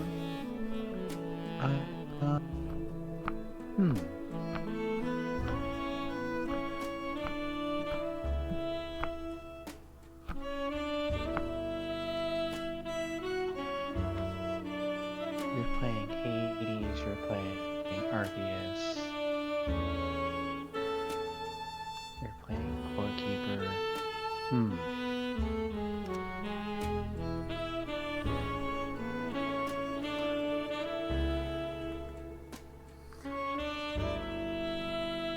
I just refreshed I don't know. Twitch. Yep, she just left. Damn it.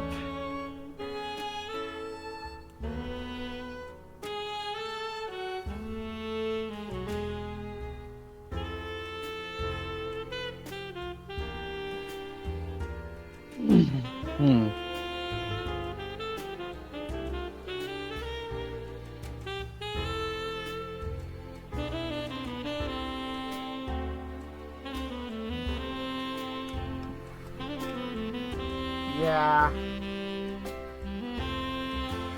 Big partners scare me other than Andy. Andy's not live. Yeah, I was looking at Hazy. Yeah, I think he's doing shiny alpha living decks today. Yeah, that's what he's doing.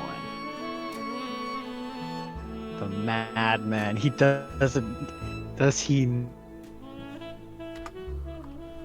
That's probably gonna take a couple.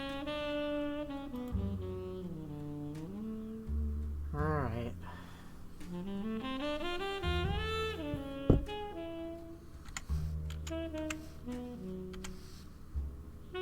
You want to raid someone probably new to you. Mooses go live. Moose is this. Or Kim. Kim's not home One yet. of you. Otherwise.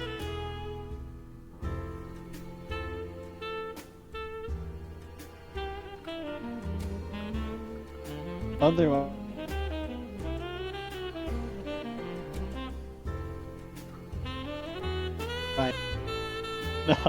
Uh-oh, you're cutting out Sid, a lot. Uh-oh. Oh my god. Yeah, I'm losing you, Sid.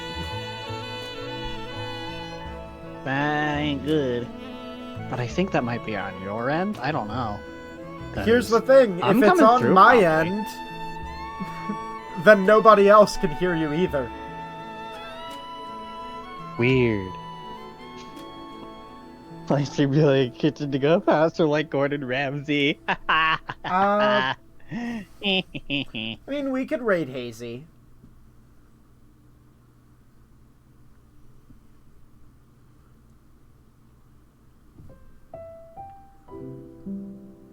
Just It's either that. It's either that, or I do have someone playing Hades. I mean, Hades is cool. Yeah. Who are you suggesting? Hang on, let me refresh that heckin' phone connection, please. Now's not the time to be losing the connection. I'm just going to go ahead and type their name in chat. Go ahead. 'Cause it's- Gives me somewhere that I can spell.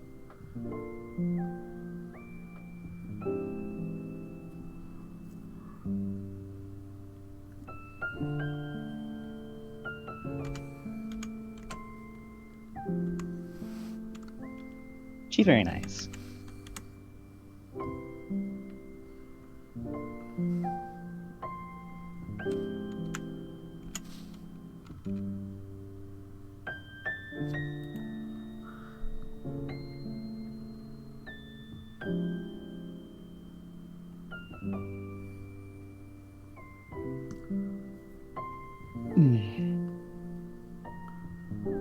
Let's see.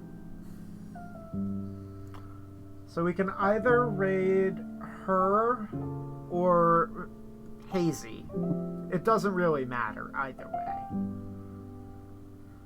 Yeah.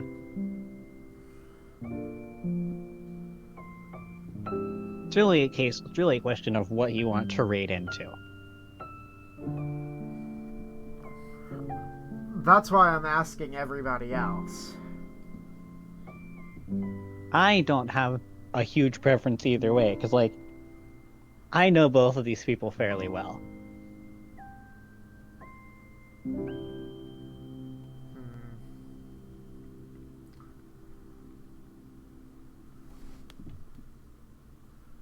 Alright. Let's go with Hazy. Because at least it's the same category. Yeah.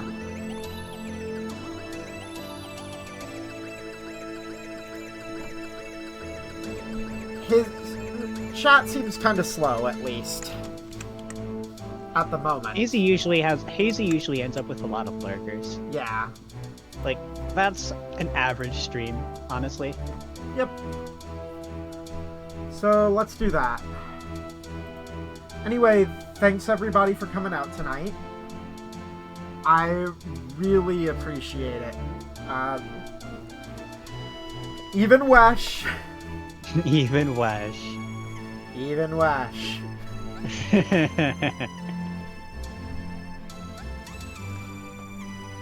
Let's all go say Yeah. hi to the Aussie. Alright, everybody have a nice night. And we'll, Emily will be back next, I believe. She streams tomorrow night. Yay! And then our next stream will be Friday.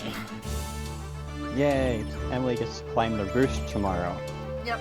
And I have no clue what I'm doing yet for Friday. So I'll have to figure that out. Either You're playing a Hat in Time. You're right, I still have sealed the deal. Yeah, you have Chapter 6.